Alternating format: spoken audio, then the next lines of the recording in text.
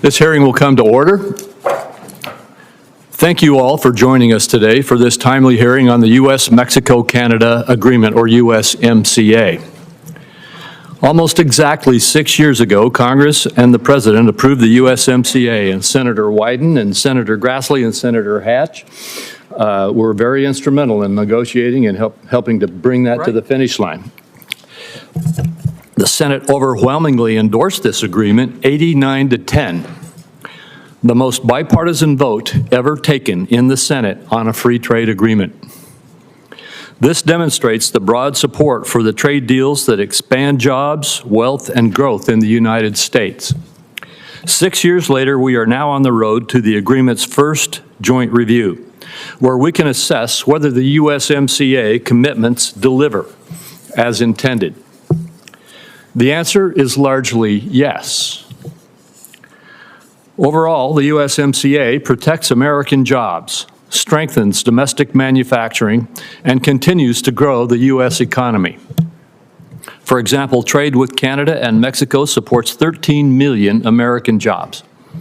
That's roughly the population of the entire Pacific Northwest. Moreover, since the enactment of the USMCA, $775 billion were invested in the United States from Canada and Mexico, which is a 55% increase from pre-USMCA levels.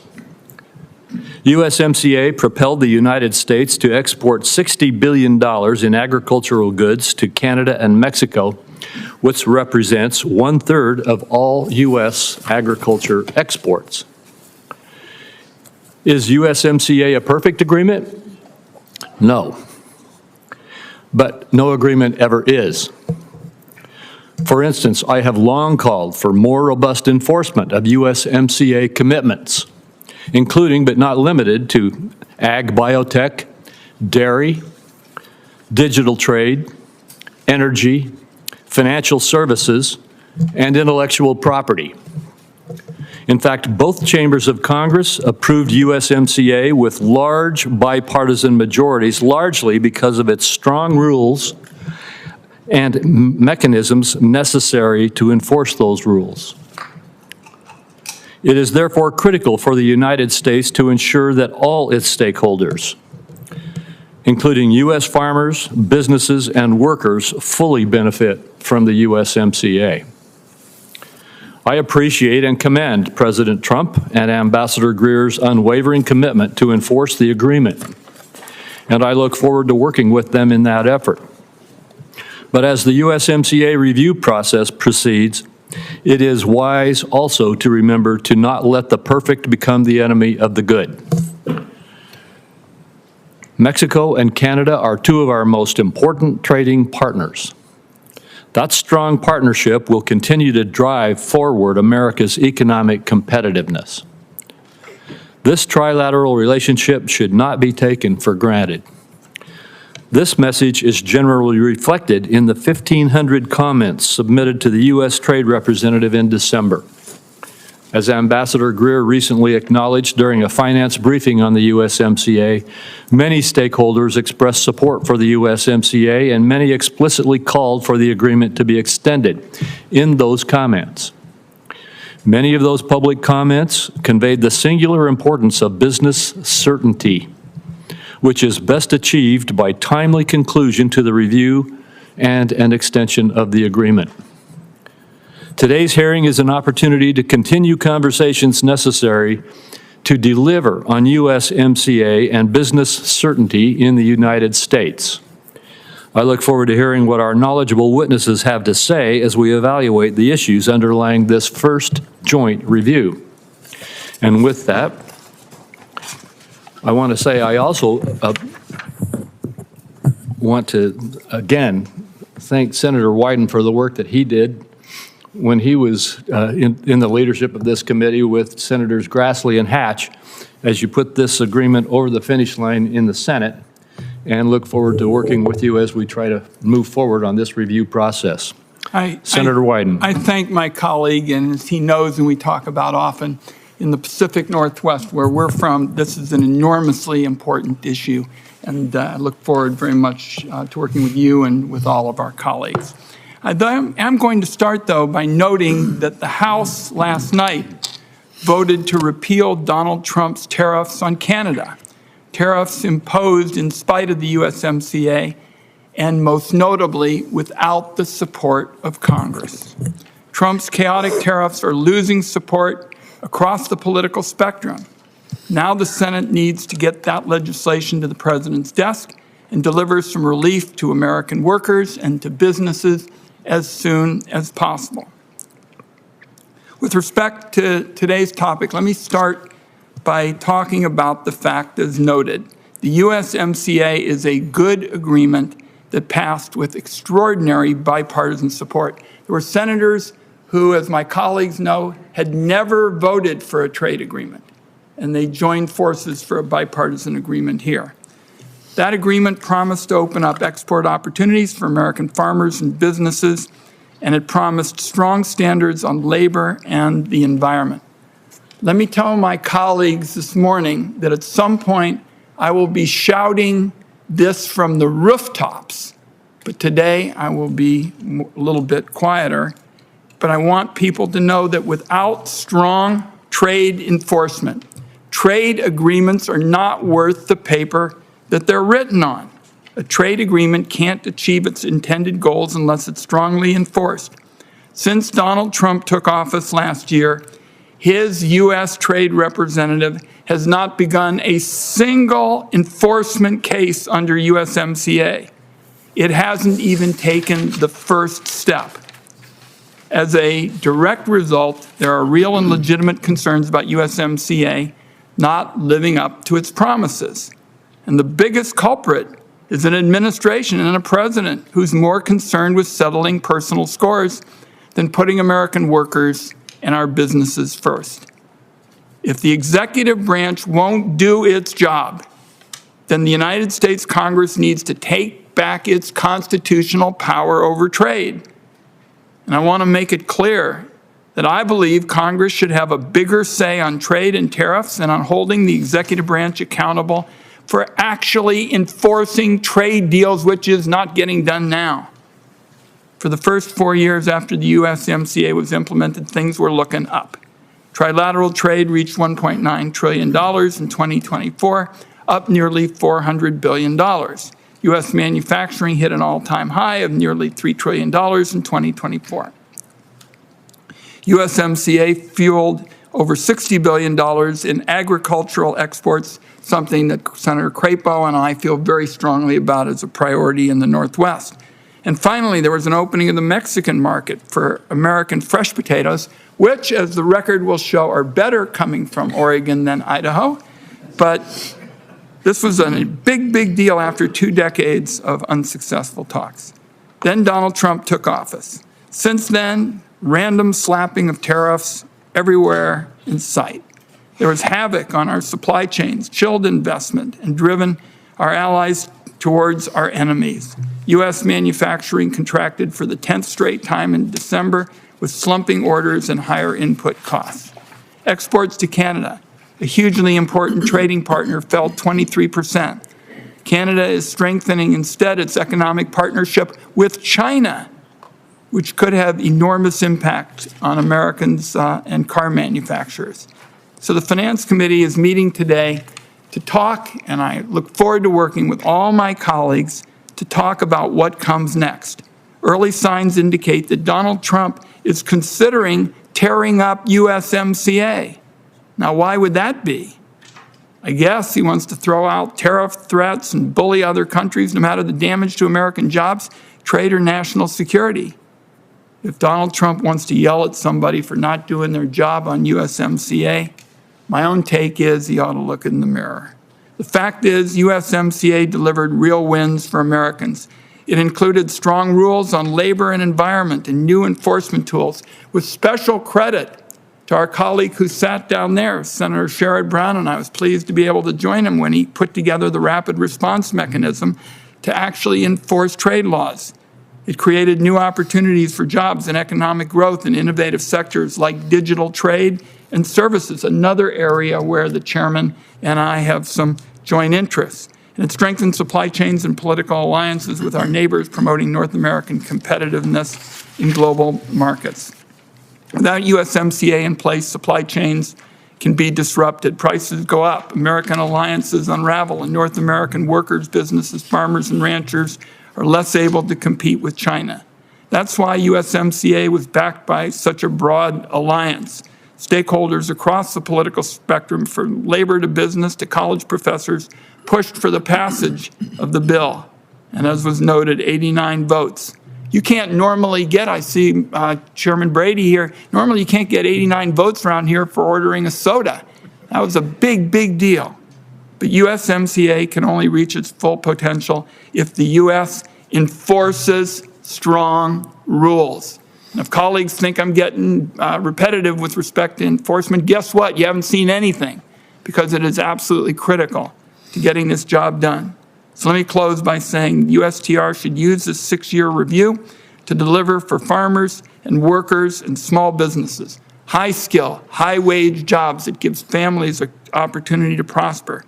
Give Americans what they bargained for, and it's going to take a partnership with Congress, a commitment to enforcement and transparency with the public. And I'll just close by saying I'll work with anybody on all sides of the aisle in order to get a trade agreement that does those things. And I yield back, Mr. Chairman.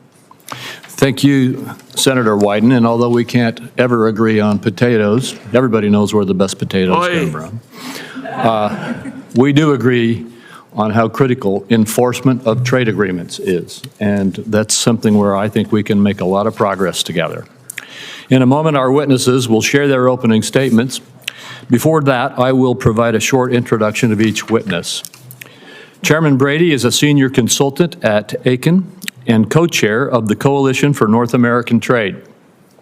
He also served as the chairman of the House Committee on Ways and Means, where he authored the Tax Cuts and Jobs Act of 2017, and we thank you for that great work, Chairman Brady. And he secured the passage of the USMCA. Chairman Brady represented the 8th Congressional District of Texas from 1997 to 2023. Mr. Gottwald is a policy specialist for trade and international economics at the AFL-CIO, where he is an expert on the promotion of international labor standards in trade agreements and global supply chains. Prior to joining the AFL-CIO, he was deputy director of the International Labor Rights Forum. Mr. McCarthy is president and CEO of MEMA, M-E-M-A, which serves as the voice of North American vehicle suppliers. He has 29 years of experience in the auto industry and previously led the automotive and industrial product strategy practice at PricewaterhouseCoopers. And last but best of all, from Idaho, Mr. Vander Schaaf is a third-generation dairyman who, along with his wife, owns and operates Vander Schaaf Farms in Kuna, Idaho. In addition to managing daily farm operations, he serves on the board of directors for the Idaho Dairymen's Association and Dairy Gold. We will begin with Chairman Brady's opening statement, followed by Mr. Gottwald, Mr. McCarthy, and then Mr. Vander Schaaf. Chairman Brady. Thank you, Chairman Crapo, Ranking Member Wyden, members of the Senate Finance Committee. Thanks for the opportunity to appear before you today to testify in strong support of the U.S.-Mexico-Canada agreement. It's truly terrific to be here. In Congress, it was an honor to work alongside you, then Chairman Grassley, Ranking Member Wyden, Chairman Neal, Ambassador Lighthizer, and now Ambassador Greer, to develop and secure historic bipartisan support for the agreement. USMCA, negotiated by President Trump, is the gold standard for U.S. trade agreements and a signature achievement of his first term. The agreement was viewed correctly as such a major win for U.S. workers, manufacturers, farmers, and service businesses. It secured, as you said, the unprecedented bipartisan support of 385 lawmakers in the House and 89 in the Senate. Due to its smart design of zero tariffs and low trade barriers on crucial products, its exemptions from other tariff levies, and its integrated supply chains that share resources across 3 nations, the United States today is economically stronger, more secure, and strategically positioned to compete and win against aggressive foreign adversaries in the future, like China. Here is a remarkable perspective. As a result of President Trump's USMCA, today Canada and Mexico together are now America's top customers, top investors, and major suppliers all in one. This is an unprecedented commitment to America's success that no other countries can claim. As customers together, they buy 5 times more made in America products and services than any other country in the world, supporting 13 million jobs. They are together now the largest investors in America. Since President Trump's agreement took effect, annual investment by our two neighbors has surged 42%, approaching $900 billion last year. Investment by Mexico and Canada in U.S.-based manufacturing has grown nearly 20%, and investment in U.S. technology production has more than doubled. Mexico and Canada are already delivering on President Trump's mission to attract foreign investment and the jobs it brings to America. And today they are America's most important suppliers, delivering on President Trump's charge to strengthen supply chains for America's national economic security. Together, they lead the world in helping the U.S. establish a reliable and resilient industrial base that runs on nearby trusted materials. The ready access to critical minerals, energy resources, and manufacturing inputs are crucial to competing globally in advanced sectors like AI, semiconductors, medical technology, and manufacturing. By incentivizing production, sourcing, and investment in North America, USMCA is reducing reliance on China and other state-driven supply chains, limiting exposure to hostile or unreliable actors. And looking to the future, I think the most powerful economic argument for strengthening, preserving, and extending the USMCA is that this proven partnership ensures America can compete and win against the most aggressive foreign competitors in the world. Make no doubt the success of the USMCA is a result of Congress's bipartisan leadership in shaping and improving the agreement. That bipartisan work is reflected in overwhelming public support, with 3/4 of Americans today viewing USMCA as good for America's economy and good for their standard of living. USMCA is clearly benefiting America, but as the chairman said, no trade relationship of this magnitude is perfect.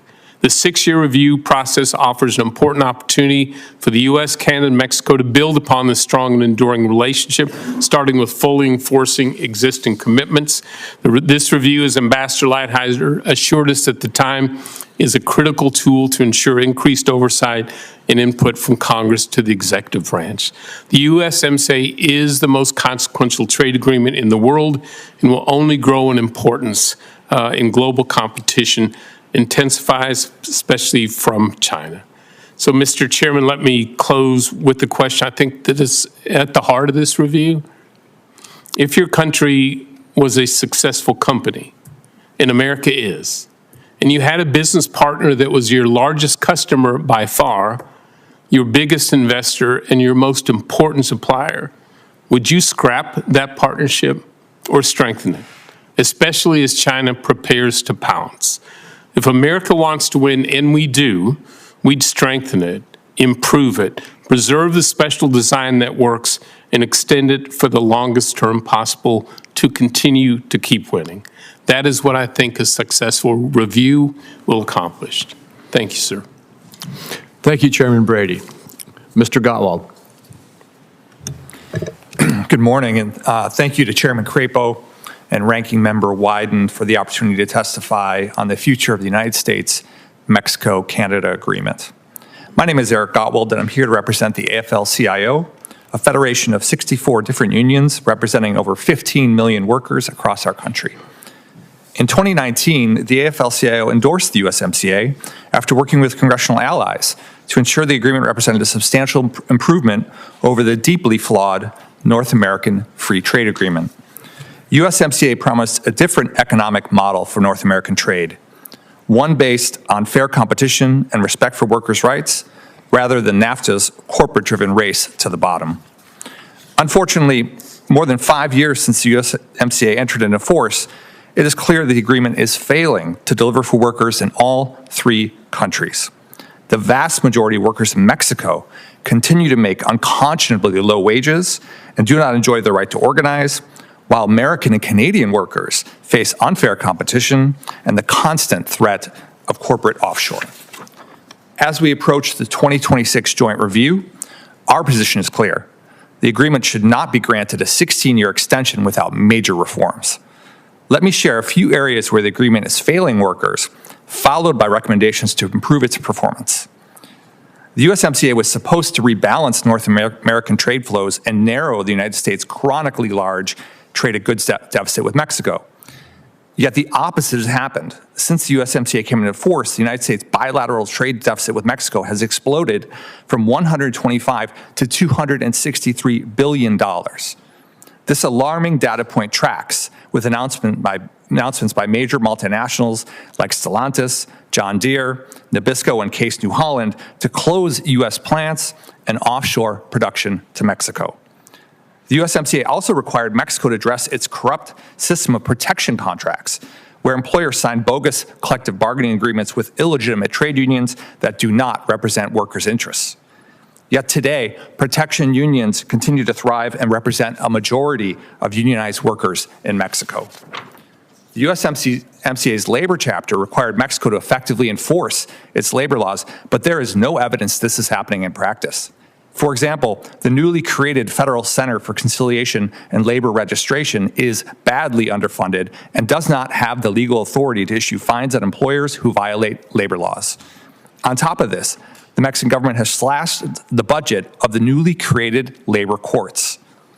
Given these failures, there has been no progress on closing the wage gap between Mexican workers and their North American counterparts. According to the Economic Policy Institute, Mexican manufacturing wages under the USMCA average just $2.76 an hour. This is roughly 1/10 of what their U.S. counterparts earn. New challenges have arisen since USMCA came into effect. For example, Chinese investment into Mexico has more than doubled, raising concerns that the agreement is being used as a backdoor for unfairly traded goods to enter the North American market. Committee members, as you prepare for the joint review, we recommend the following reforms to address these challenges. Negotiate a labor action plan with clear time-bound implementation benchmarks to bring Mexico into compliance with the USMCA's labor chapter. Adopt more bold and direct measures to raise the wages of Mexican workers in their export manufacturing sector. For example, North American auto unions have recommended establishing a regional minimum wage for the auto sector to lift Mexican workers' wages and help close the wage gap. Adopt measures to strengthen the agreement's rapid response mechanism by ensuring it addresses Mexican companies' refusal to bargain in good faith and reduces delays in cases that go to arbitration. Restore technical assistance funding from the Department of Labor to support independent Mexican unions seeking to exercise their right to organize workers. Address the economic and security threats posed by China, including by adopting common border measures to address unfairly traded electric vehicles, steel, and aluminum. Strengthen the agreement's rules of origin and expand their scope to additional key sectors like aerospace. Finally, strengthen the agreement's weak environmental provisions and enforcement mechanisms. Committee members, we agree with USTR Jamison Greer that the USMCA's shortcomings are serious and that a rubber stamp of the agreement is not in the national interest. We strongly encourage Congress and the administration to use the leverage created by the Sunset Clause and the joint review to insist on improvements to the agreement so that it delivers for workers across North America. Thank you again for the opportunity to testify, and I welcome any questions the committee may have. Thank you, Mr. Gottwald. Mr. McCarthy. Chairman Crapo, Ranking Member Wyden, and distinguished members of the committee, thank you for the opportunity to testify on the value of the USMCA to the motor vehicle supplier sector. My name is Paul McCarthy, and I'm President and CEO of MEMA, the Vehicle Suppliers Association, and it's my honor to appear on behalf of the supplier industry, which employs over 930,000 Americans, which makes us the largest manufacturing sector in the U.S. Vehicle suppliers design and manufacture the components and technologies that make up 70% of the value of every vehicle. Suppliers have added 61,000 jobs in the U.S. since 2015. And the message I want to leave you with today is that USMCA is working. Its preservation is essential to U.S. competitiveness, job growth, and supply chain resilience. MEMA is grateful for President Trump's vision in creating the USMCA to strengthen important economic, national security, and industrial connections. The President's strategic goal of establishing a more comprehensive and modern framework has resulted in the most stringent automotive agreement in the world. Since the agreement came into force, it has strengthened domestic manufacturing and driven growth for suppliers. A July 2025 ITC report found that U.S. parts production increased by over $37 billion from 2019 to 2024. The ITC also predicted that additional benefits would emerge as our sector fully adjusted to the USMCA's provisions. The USMCA has delivered stability, and I cannot overemphasize the agreement's importance as an essential foundation for suppliers' operations. Suppliers are capital-intensive, R&D driven, and have long return on investment cycles, and this demands certainty to support investment decisions and job growth. And this is particularly true for our small and medium manufacturers. Many of them have told me that the USMCA gave them the confidence to expand operations, add capacity, and hire more workers. And we've seen that in states like Indiana, Missouri, Tennessee, North Carolina, and Arkansas. And it's driving growth for our member companies, and it's enabling them to compete and win in this highly competitive global market. Let me share two examples.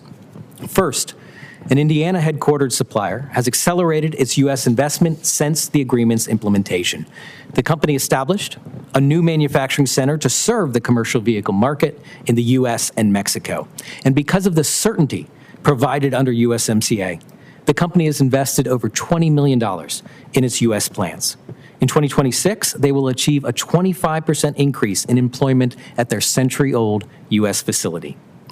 And second, a fourth-generation, family-owned small supplier headquartered in Michigan.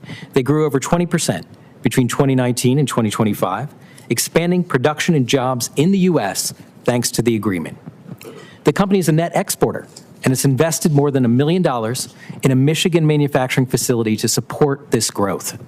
And this supplier's Texas plant depends on customers in Mexico for 2/3 of its sales. If access to the Mexican market were curtailed, the plant would be unsustainable, and the business would shift to a Mexican competitor. The USMCA has also strengthened supply chain resilience. The ITC found that the U.S. dependence on imported vehicle parts from outside North America fell by 25% between 2022 and 24. Our members truly build here. Over 80% of MEMA members who supply core USMCA components identify North America as their primary sourcing and manufacturing region. The USMCA also gives the U.S. additional leverage to counterbalance increasing Chinese influence over global trade and its power and scale in the auto industry. Lastly, MEMA is supportive of the administration's enforcement with respect to illegal transshipment. Companies cannot be disadvantaged by entities that disregard the rules. In closing, the USMCA has delivered what we want: more American jobs, more investment, stronger supply chains, and increased global competitiveness. For vehicle suppliers and for the communities that we support, it is a cornerstone of future growth. MEMA and our members stand ready to work with you to build on this success, and we urge you to preserve USMCA and provide the certainty that American manufacturers need to keep investing, innovating, and winning here at home. Thank you. Thank you, Mr. McCarthy. Mr. Vander. Good morning, Chairman Crapo, Ranking Member Wyden, and members of the committee. Thank you for inviting me to testify today. My name is Ted Vander, and I am here to discuss the importance of exports and in particular the U.S.-Mexico-Canada agreement for my industry and the targeted improvements that we are counting on to ensure that the agreement fully delivers on its promises for U.S. dairy farmers. I am a third-generation dairyman and member-owner of Northwest Dairy Association, the cooperative that owns Dairy Gold, located in the Pacific Northwest. For the last 26 years, my wife Leslie and I have owned and operated Vander Schaaf Farms in Kuna, Idaho, where we milk just over 1,200 cows and farm approximately 1,200 acres of forage crops, which feeds our herd. It is on this farm where we have raised our 6 children and hope to one day pass it on to the next generation. For the past decade, I have served in a number of agricultural leadership roles, including my current position as Secretary of Idaho Dairymen's Association. As a farmer and agricultural leader, I want to share with you the importance of exports and USMCA for American dairy producers and the elements that must be strengthened as the agreement enters its upcoming review. Strong, enforceable trade agreements are essential to the U.S. dairy industry. The United States exported approximately $9 billion in dairy products in 2025, including a record 559,000 metric tons of cheese last year through November. Mexico and Canada account for 44% of all of those exports, making USMCA essential to my livelihood and millions of jobs across rural America. When it went into effect in 2020, the agreement was designed to improve dairy trade by establishing new U.S.-specific tariff rate quotas across a range of dairy products for accessing the Canadian market, and by limiting harmful Canadian export policies. Unfortunately, Canada has sidestepped some of these obligations. Canada continues to administer its dairy TRQs in a manner that restricts imports by reserving the vast majority of quota volumes for domestic processors who lack incentives to import. Meanwhile, distributors get minimal amount of quota while retailers, restaurants, and food service operators are excluded entirely. As a result, TRQ utilization remains well below negotiated levels, denying U.S. dairy farmers real market access and undermining the agreement.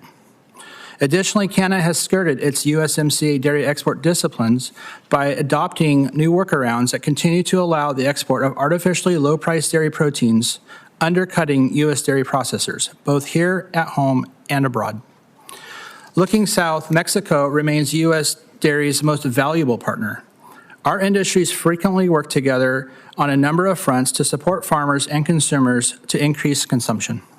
For me personally, losing Mexico as a market would be extremely difficult to navigate and would result in dire consequences for my farm and co-op. Although Mexico has been a clear success story under NAFTA and USMCA, one key obligation remains unfulfilled. Under the agreement, Mexico committed to protect the use of common cheese names like Parmesan and Feta. However, Mexico has still not fully implemented those protections for those common names, putting U.S. exporters at risk. This is particularly concerning as the European Union expands its presence in the market and pressures Mexican intellectual property officials to restrict American usage of common names. For U.S. dairy producers, exports are critical, not just for growth, but for survival. We all agree it must continue, but a firm base depends on Canada upholding their end of the bargain and on preserving our fully open trade flows with Mexico. The U.S. dairy industry is counting on Congress and the administration to help us fix these issues that I have laid out today and to secure a better, stronger USMCA for American dairy farmers. Thank you, and I look forward to your questions. Thank you, Mr. Vander, and I'll start my questions with you. Idaho's dairy industry is highly competitive, as you know, and is expanding. Exports are essential and nowhere more so than in USMCA partners. Yet Canada's continued failure to comply with its USMCA dairy commitments limits the market access that USMCA should give our exporters. You've already described this pretty well in your testimony, but I'd frankly just like you to go over it again. Just describe to me in your words, how does the USMCA provide critical market access to the U.S. dairy industry? What are the mechanisms? Thank you, Mr. Chairman. Appreciate your focus and your time on these efforts. The dairy industry really appreciates your work on here. As I mentioned, the agreement is incredibly important to dairy. Our free trade agreements with Mexico enable us to move a lot of products that might not have a home. We are ever expanding, as you mentioned, in Idaho, growing, building plants. Pacific Northwest, we just built a new plant. We are expecting a lot of those products to go overseas and go into Mexico. They're our biggest customer. You know, as we mentioned, $2.5 billion go directly to Mexico. And so, you know, on the Canada front, you know, we move a lot of products into there as well. They are a little bit less, but our second largest trading partner, continentally, you know, they are our closest neighbors. It would make sense we'd want to do business with them. We have some issues with how they are addressing the agreement. We think that there needs to be modifications. We hope that through this review process that those adjustments can be made and they would come into compliance with our desires. Well, thank you very much. And again, you've discussed this quite well in your testimony, but could you give me some detail on what types of fixes we ought to put into place? In Canada and specifically, we are looking at two issues. One of them is regarding to their tariff rate quotas and how they're allocating those to their processors and their retailers there. It seems that they will hand those out to people that basically, frankly, can't use them. And so therefore, our exports never get exported because no one is requesting them. And so we need modification to the language of that agreement so that it will be fully utilized. As well, we have issue with how Canada is producing a lot of low-cost proteins that get dumped onto our market, which depresses the market for everyone.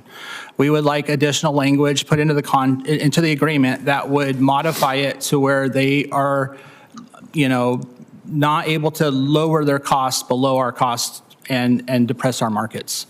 Mexico, in particular, with their common name cheese, we would like to see language put in that would modify that so that we have the ability to keep sending our common names. The EU seems like they want to monopolize on some of these names, and we don't feel that that's proper. If that should go into effect, it would greatly harm our dairy industry. Thank you very much. And with the minute and a half I've got left, Chairman Brady, my local companies, including farmers, overwhelmingly tell me that it's vital to maintain the USMCA as a trilateral agreement and to quickly complete the review process. What sort of impact does this agreement and our trading relationship with our closest neighbors have at that state and local level, and why does USMCA matter to the North American competitiveness? Yeah, the secret sauce in USMCA, the reason it works so well for the U.S. is, one, it keeps zero tariff for most of what we buy and produce here in the U.S. It has exemptions from the other tariff levies, and it is integrated. And in the 1,500 comments you noticed to USTR about this agreement, certainty and keeping that integration across all three countries was cited over and over and over again as key to the success of the agreement. And that integration not only creates affordable sourcing across all countries, encourages that investment definitely into the United States, but our North American partners as well, makes us more competitive clearly against China going forward. I think really is the key to making North American trade work for the United States.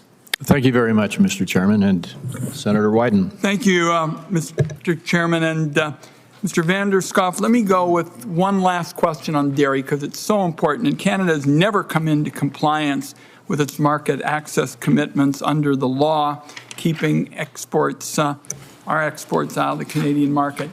Bring this home for everybody.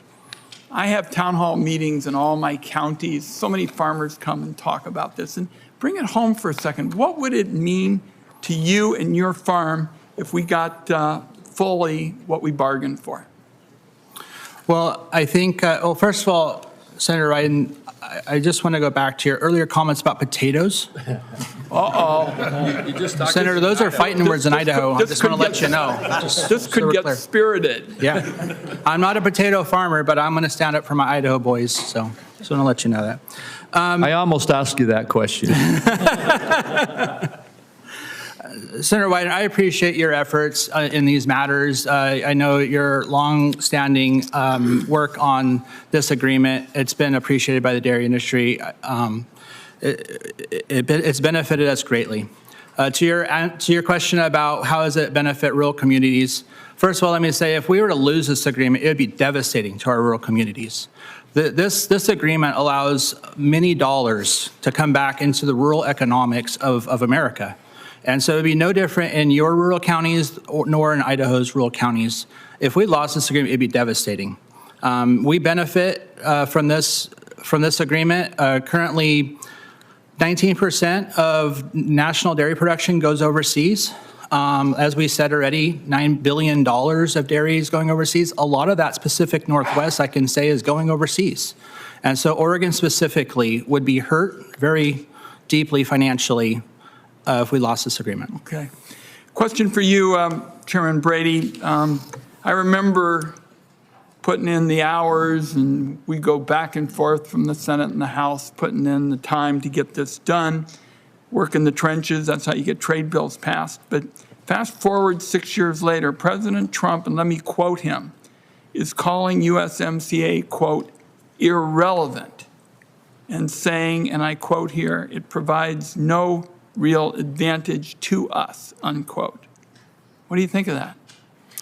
Well, I will say that I think even a great country needs allies. That's how we become greater. I think combining the strengths of our allies with ours is how we become stronger, and them as well. You want your allies to be strong, not weak. This agreement is a partnership with two very strong allies that have made America stronger. Certainly in jobs, clearly in the investment that has driven our economies in such a powerful way. As a result of this agreement, in our partnership with Canada and Mexico, we've weathered global recessions better than any other region. Certainly now we're seeing companies moving back, reshoring, both the U.S. and in our trading partners. And I look at, for example, countries like Canada. We have a manufacturing surplus with Canada. We have a services surplus with Canada. But for their willingness to sell us the energy, the critical minerals, the uranium for our nuclear facilities, all of those resources, we would have a goods surplus with them as well. They are, along with Mexico, our largest investor. And certainly for all our states and local economies looking to sell made-in-America products, Canada and Mexico together, they are our biggest customers by far. So I think the president, as you know, has a negotiating style that's not for the faint of heart. It can be tough and it can be harsh. And no doubt, I think it causes trading partners to think about the relationship with the U.S., both positive and negative ways. But I know this, in the end, his goal is to rebalance trade in a way that continues to boost the U.S. economy here. My view is that Canada and Mexico, as those trading partners, have proven to help us compete and win here and around the world. Okay, thank you. Question for you, Mr. Gottwald. We work together with Sherrod Brown and folks who really understand across the country what this issue means to working people on really tough enforcement. And I want to make sure we lock in again on tough enforcement. One of the areas I'm concerned about, particularly because there's so much interest in this, it looks like the Trump administration is cutting the programs that monitor labor rights in Mexico. Is that your assessment of what's going on? And what do we need to do to ensure that we build on rapid response and we go even further? Thank you. Thank you, Senator. Yes, the cuts that the Labor Secretary made are really puzzling.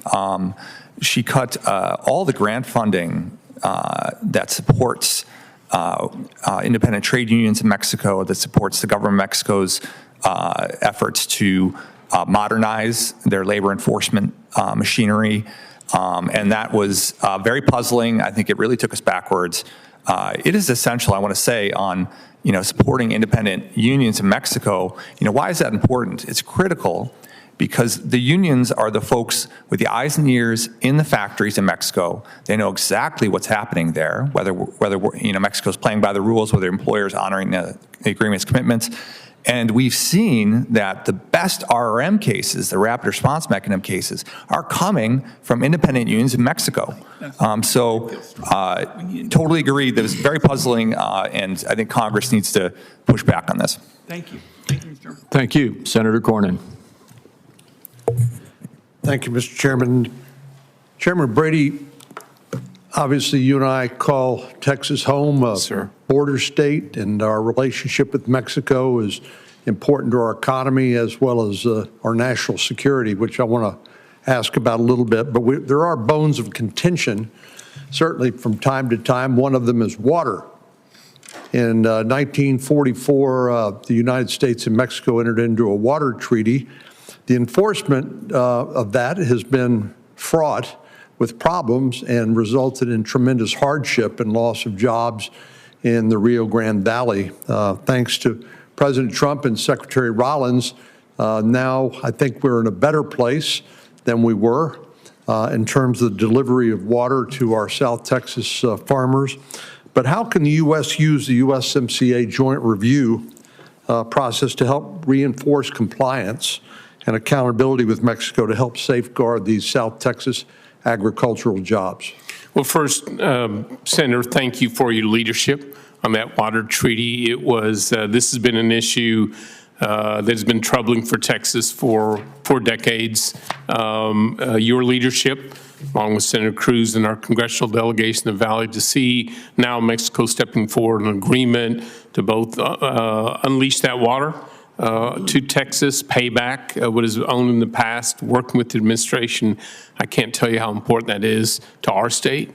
USMCA is a huge part of our economy. We have nearly 1 million jobs tied to trade in Texas, a large part of them tied to Mexico and Canada, and that's it in every community. I mean, in our state, we can drive down the road and look at the acres planted for export to Mexico. We can see the manufacturing plants that are buying and selling to Mexico and Canada as well. So I think here, the review, I think, is a key role, plays a key role for Congress. You hold the constitutional authority over trade, foreign commerce.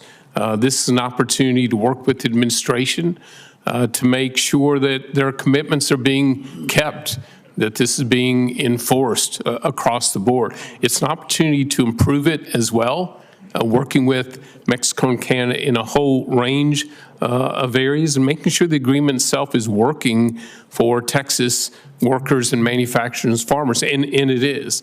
But the point is, there's an opportunity here. If you look at the list that Ambassador Greer, when he met with Senate Finance about this agreement, identified a number of areas that Mexico has begun already to come to the table to stress that'd be helpful to Texas in the U.S.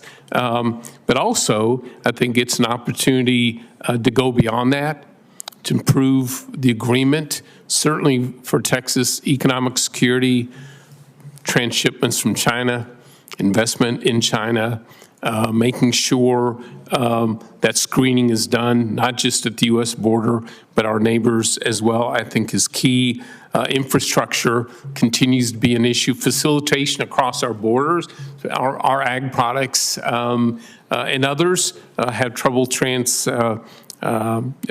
going through those border crossings as well. So in ag and manufacturing, in energy, certainly enforcement of this. I was disappointed that the Biden administration did not pursue stronger enforcement on a dramatic energy U-turn that Mexico made on their commitments.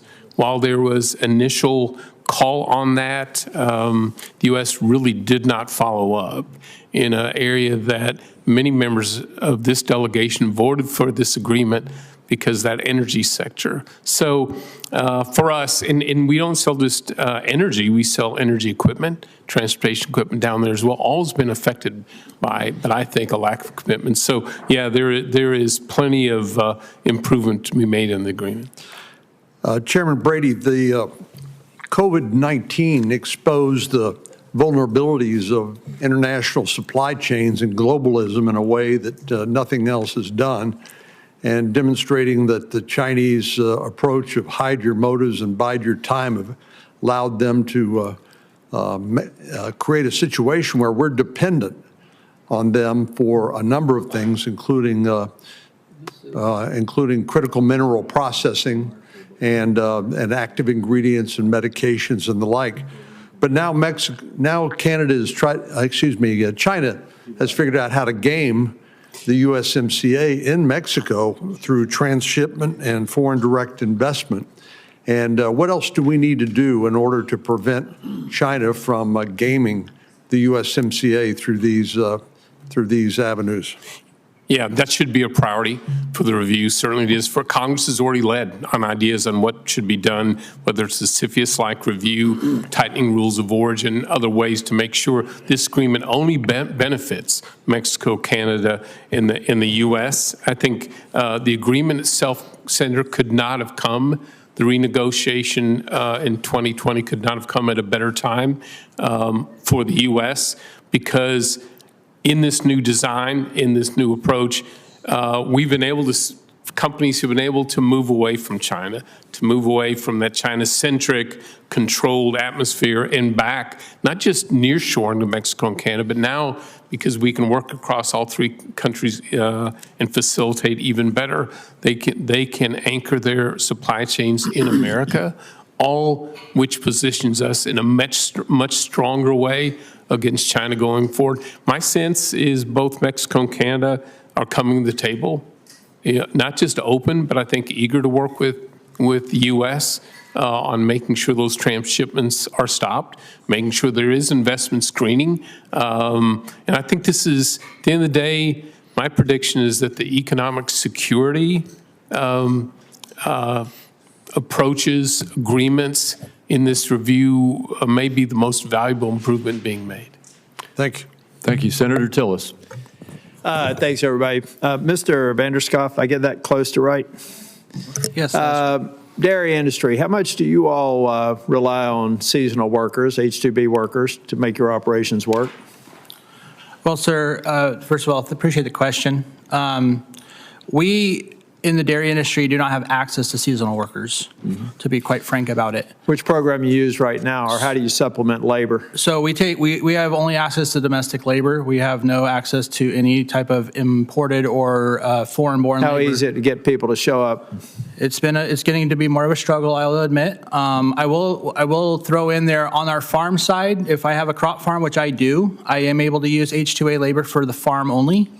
But on the dairy side, because we are not seasonal, we do not have access to any of the H-2A programs that would. So not even, at one point we were talking about possibly expanding H-2B or H-2A to cover dairy, but you have no hope right now. And I can't imagine your labor pool is going to grow over time. Would you agree with that? Domestic? Well, sir, I would counter a little bit to say that I'm a dairyman, so I always have hope. Okay. I'm an optimistic guy. Well, in that business, but I would say, yeah, from our prospects looking right now, it's a challenge looking forward. I would agree with you. Thank you. Chair Brady, I admired your work on Ways and Means. I actually, back when I was Speaker, shortly after I became Speaker, we had a lot of people trying to file a lot of not really smart bills. So I was inspired by the very powerful committee on Ways and Means in Congress. I created a Ways and Means committee. The only difference was it never met. And when I referred a bill there, I told the member, because there ain't no way and you got no means. You, on the other hand, did an extraordinary job as chair. And I guess the question I have for you, not only do I think we need to update and reinforce our commitment to Canada and Mexico markets, but what more should we do? What should we put our accelerator on? And to what extent, and Mr. McCarthy, you could chime in on this one too, to what extent are these other tariffs that are not, we know that a lot of this tariff noise goes away because USMCA exempts a lot of it, but to what, you use the analogy in your opening statement that these are our biggest customers. So what happens, in extending that analogy, if we continue to impose tariffs outside of that agreement, how well is our customer going to receive that over time? I get using it as a device here and there, but for the long term, how does that actually make it more difficult to negotiate anything productive in the USMCA? Yeah, and I think we all recognize the President's imposing maximum leverage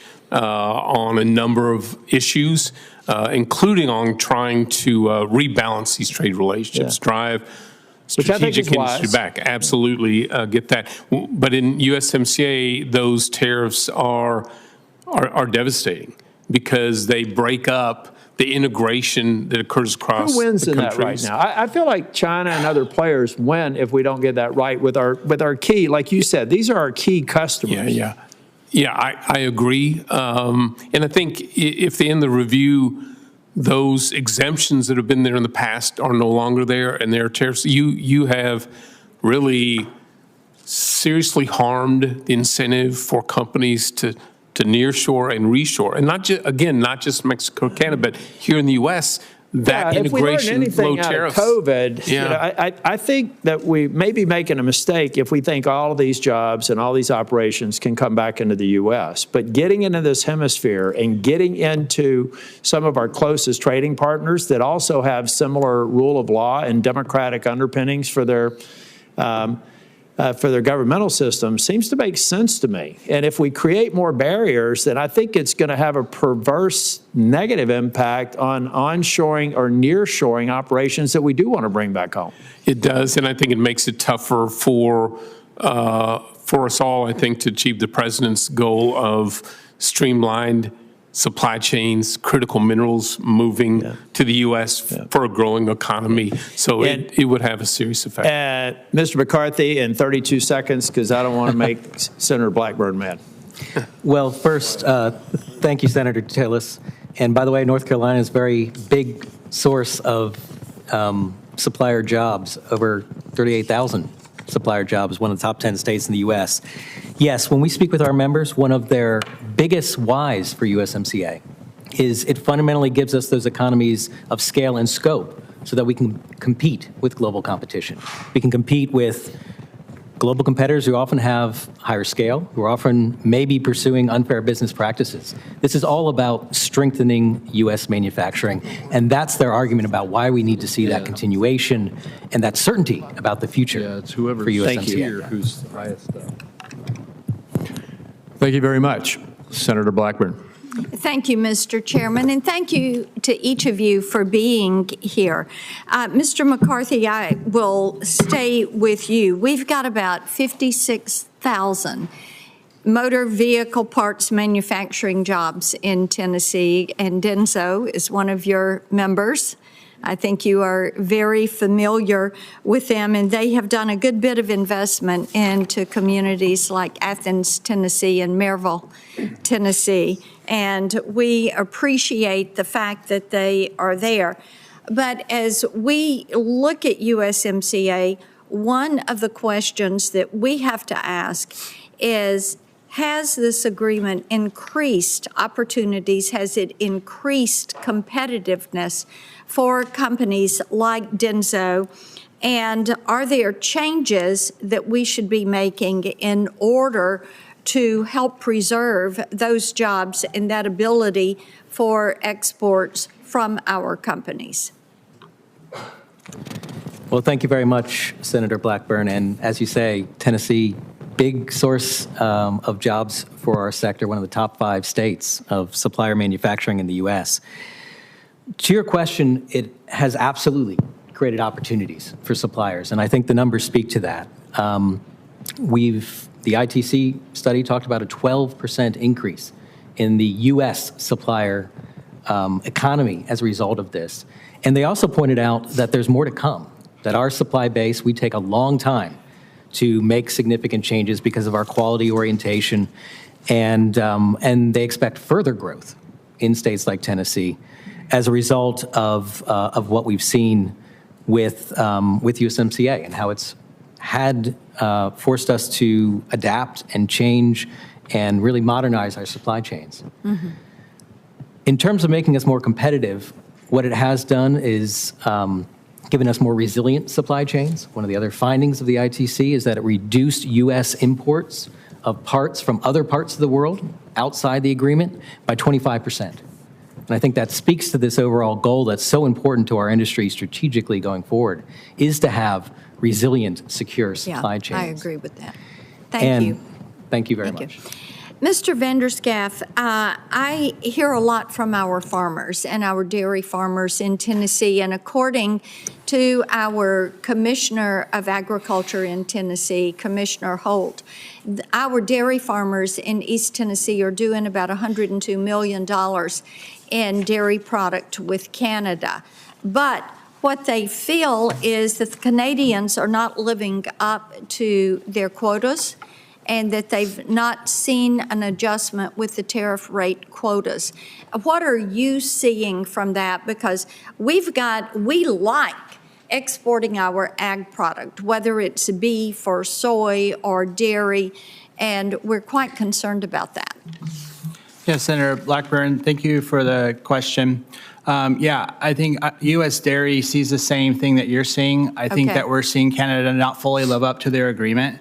That's what we're asking for here today, is that we can modify language or bring Canada to the table to discuss the shortfalls and to try to improve the language within the agreement. Well, it's helpful to hear from you that you all see the same thing. Yes. Because when I asked the commissioner for the top issues, this was one of those, the fact that these quotas are not being fulfilled. Yes. So thank you for that. Chair Brady, good to see you. Good to see you, Senator. And so appreciative for your good work. In Tennessee, we have Ford, Volkswagen, Toyota, GM, Nissan.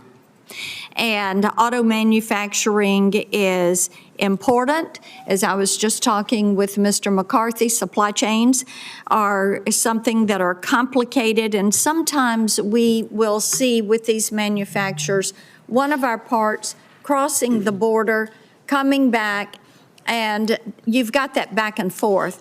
So talk to me about how we can simplify this administrative and compliance burden that are on these companies so that we're preserving that manufacturing here. Yes, Senator, and I'm hopeful the review takes steps to simplify, to really streamline that process. Rules of origin are working for their mission, but the compliance is extremely burdensome. I think what our industries are looking for is consistent interpretation across borders, an effort to modernize it, both digitize, standardize it, have one playbook, for our companies to be able to work with. So one set of rules for the whole ecosystem. Yeah, and if you're going to tighten it, make it real world. Okay, hold on. Mr. McCarthy, you agree with that? Yes, we would agree, and I think, again, we'd emphasize how stringent those requirements are, and they've been effective, as the growth in the jobs and supplier sector has demonstrated. Thank you. Thank you, Mr. Chairman. Thank you, Senator Marshall. Thank you, Mr. Chairman, and welcome to our guests as well. In my humble opinion, the USMCA trade agreement has been the most important, the most successful trade agreement of my lifetime. Chairman Brady, it's hard to believe it was 8 years ago that you and I were in Mexico City negotiating and maybe dotting some I's and crossing the T's, and maybe just briefly comment on, has this agreement lived up to what you expected it to be? And more importantly, what would happen to rural America, to rural Texas, to rural Kansas if USMCA trade agreement, if this review doesn't go well? I think, Senator, thanks for your leadership on this agreement. And Kansas, like Texas, is one of those states in Tennessee where if you put our USMCA jobs together, they would be the largest single employer in our state, so it's big. I think from an economic standpoint, jobs, sales, competitiveness, there's no question the President's agreement has delivered on all of those fronts. Are there areas where commitments need to be enforced? Absolutely, and the review is the perfect time for Congress, and the administration to join together to improve this and strengthen it going forward. I think the key for our ag, for our manufacturing, for states like ours is to ensure the design of USMCA, zero tariffs on these products, exemptions from other tariffs, levies like 232s, and then the three-country integration. That's what drives the growth certainly in your state, in mine as well. I would say top priority is to maintain that design because it is so smart. It's unique around the world. It's really proven to be the secret sauce in this agreement. So improve it, which means strengthening it.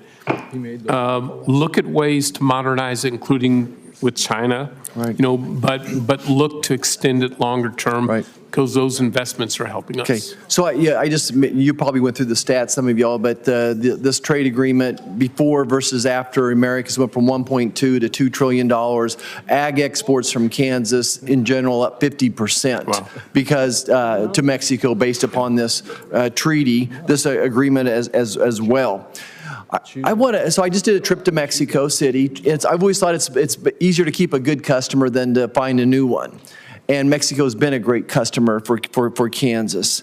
And I was excited, the great things that Mexico is trying to do to improve this relationship that seldom are reported in our national media, that President Sheinbaum sent 10,000 of her own troops to the border to help secure the border.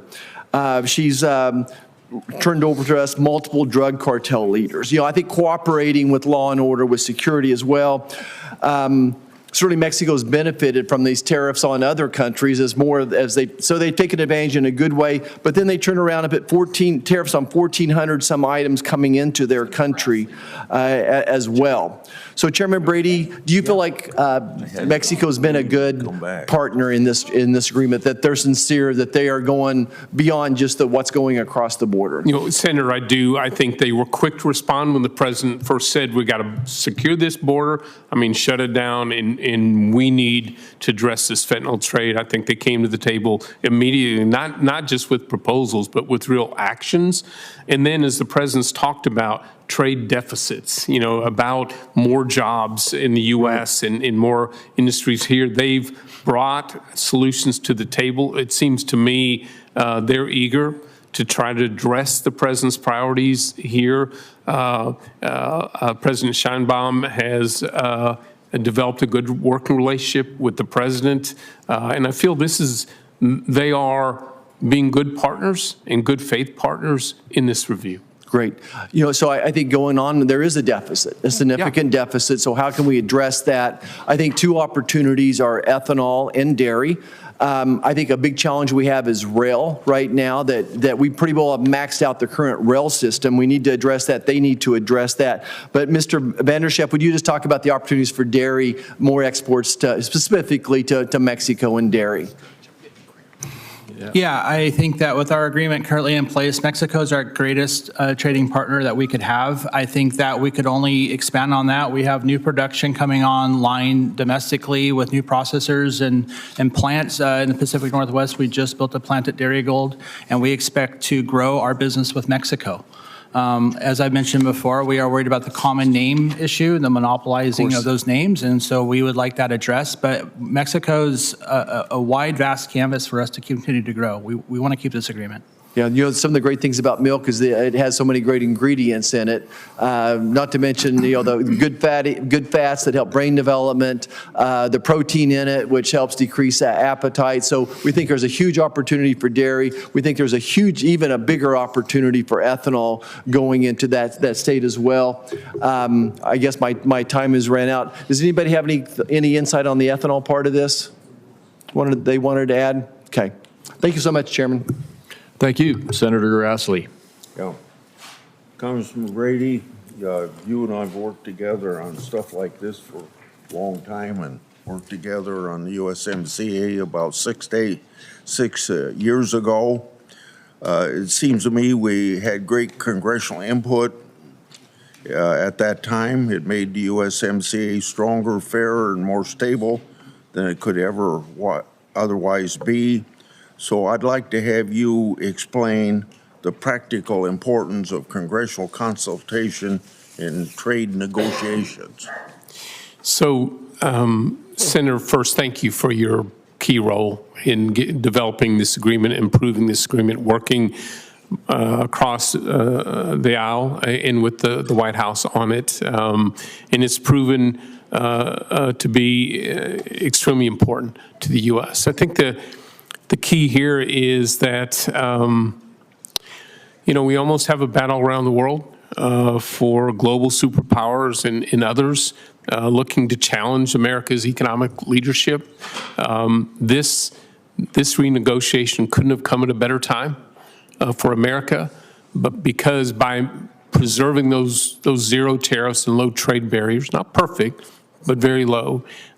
Creating the exemption against other tariff levies, and then the three countries integration has really positioned us not just to grow economically, but we are in such better position to compete and win against the Chinas of the world going forward. And those elements, I think, are critical, Senator, to be kept. But I think the greatest benefit for you and me has been the growth in sales to Mexico and Canada, especially in the ag area. It has been just a huge win for our industry there. I think that's up by more than 50% and growing. It's just crucial to jobs. But it's also, the agreement has caused a surge of investment from Mexico and Canada into the U.S. And where are they investing? In American manufacturing across the country.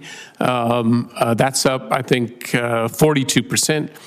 Their investment in technology production in the U.S. has more than doubled.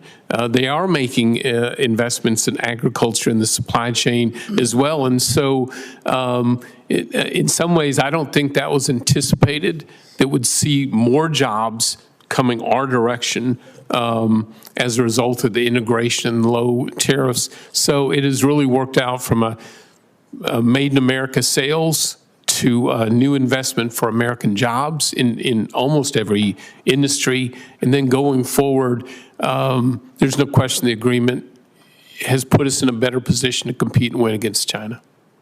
Thank you. And also to you, in your testimony, you talked about how the USMCA has strengthened the United States and our supply chains against unfair competition, particularly from China.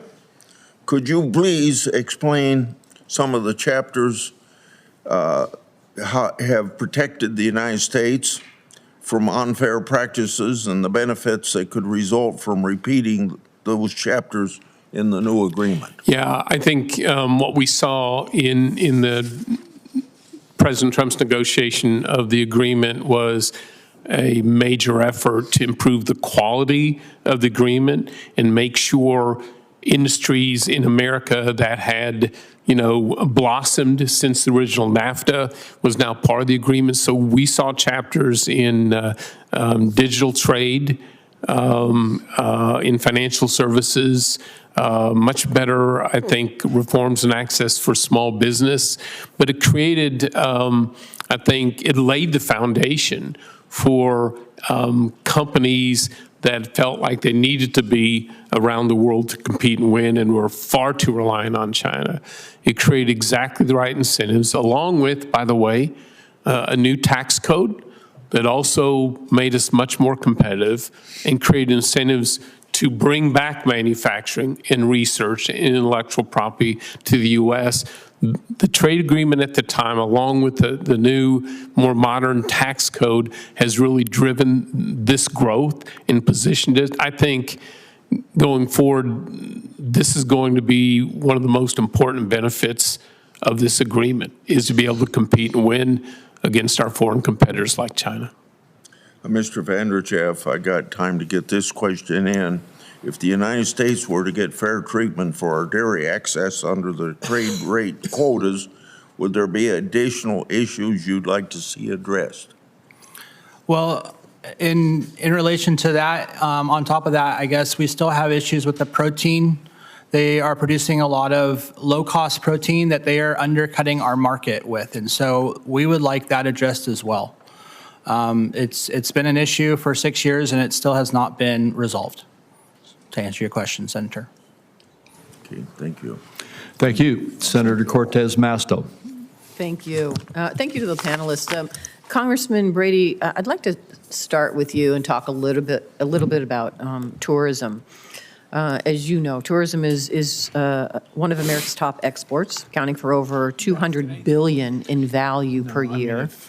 Unfortunately, what we are seeing in Nevada and across the country, because of some of the rhetoric and bad policies of this administration, the number of international visitors who traveled to the U.S. in 2025 fell by 4.2%. That's the first decline since COVID-19. We've seen a particularly sharp decline in visitors coming from Canada, because of the trade wars, as well as the rhetoric coming out of this administration. I recently introduced with Senator Moran the USMCA Travel and Tourism Resiliency Act to add a travel working group to the agreement to break down barriers to travel and improve coordination on travel policies in North America. What we are asking is that the trade representative, as part of the looking at the USMCA, consider a working group that focuses on tourism and travel as well to with these two countries and how important it is for the United States. Do you think that this review represents an opportunity to reset and strengthen ties with Canada and Mexico and support U.S. services exports like tourism? Senator, I would certainly hope so.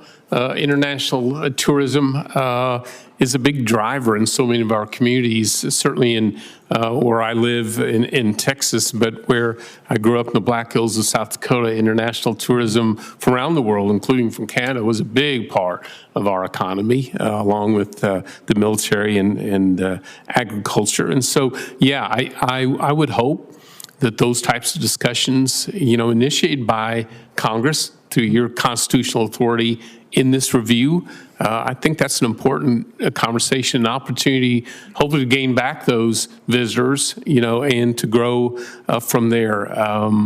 We are a great place to visit, as you know. This is really important to our economies. In states where we rely on property taxes, those visitors' taxes and restaurants and all that really help offset some of that as well. So it's a great part of our economy. I hope we can continue to grow it. Yeah, and I would appreciate, because of your work and past work with the USMCA, thank you so much, and your knowledge. I know Senator Moran and I would welcome any input that you have with respect to creating this working group. It's going to be something new as part of the negotiations or renegotiations as we're looking at USMCA. But I think it is also a marker that this trade agreement and other trade agreements should also have something similar, a travel and tourism piece to it, because I think many ignore the impacts of travel and tourism to our economy. It's $1 trillion industry. It is something important for many of our states. It creates jobs, it helps our small businesses, and it promotes the United States and how wonderful this country is. So whatever thoughts you have in the future, I would appreciate. Thank you, so Senator. Thank you. Be happy to. Thank you. Mr. McCarthy, let me ask you, when the U.S. agreed to the USMCA, part of the agreement that we memorialized in a letter was that the United States would exclude most vehicles and auto parts from future Section 232 tariffs. The letters were actually signed by President Trump's former trade representative, Robert Lighthizer, to whom our current trade representative was chief of staff. The current 232 imposed by the administration auto tariffs completely ignores these binding agreements they signed in the first term. I'm curious, how have these actions affected business certainty, sourcing decisions, and investment planning? Well, thank you for the question, Senator. Tariffs are certainly a concern for us, as with all manufacturing industries. We have an incredibly complex global supply chain. Thank you very much. So we do rely on inputs to produce in the U.S., and that's one of the reasons when I speak with our members, the issue you talk about of certainty, their number one priority as they look to 2026 is USMCA. Having that certainty going forward and having that continuity. We have incredibly long investment cycles. 3 years is yesterday, and forward is yesterday for us. And the USMCA has enabled us to build those secure, local, resilient supply chains. It's been an enabler for us to be more competitive globally. So we validated it with our board, our CEO councils. Their big answer, their number one priority, they tell us, is we need that continuation of USMCA. We need that certainty so we can continue the job growth that I talked about. We can continue that investment going forward. Thank you. Thank you. Thank you, Mr. Chairman. Thank you. Senator Whitehouse. First, let me welcome Chairman Brady back to Congress. Thanks, sir. Sorry you have to be here during these days. My questions are primarily for Mr. Gottwald. And I noticed in your testimony let me start in a different place. Just as a matter of trade strategy, are lower environmental standards in one country used for competitive advantage against countries with higher environmental standards? Absolutely, Senator. We talk about a level playing field for workers. The environment comes into that as well. And when that field isn't level, is that a proper occasion for the country who is disadvantaged to engage in tariff and other trade consequences to try to balance the field? Absolutely. I think that's key to maintaining fair competition. In your testimony, you recommended extending the rapid response mechanism to environmental violations. Could you explain your rationale for that? Yes, we see in Mexico in particular lower environmental standards that provide a competitive advantage. We also see companies not complying with Mexico's environmental laws, polluting the air or the water. And I think, a facility-specific enforcement approach, which has been, successful under our labor chapter in USMCA, could be extended to the environment to really target the bad actors and use pressure to get things fixed. If a company knows or can predict that a certain trade provision will not be enforced, will they pay much attention to that trade provision? No. For obvious reasons. Yeah. So I hope we can get together on trying to move to a rapid response mechanism for environmental violations. It is not just Republican administrations that ignore the environmental components of our trade agreements. Democrat administrations have been equally negligent and culpable, and I think we should fix it.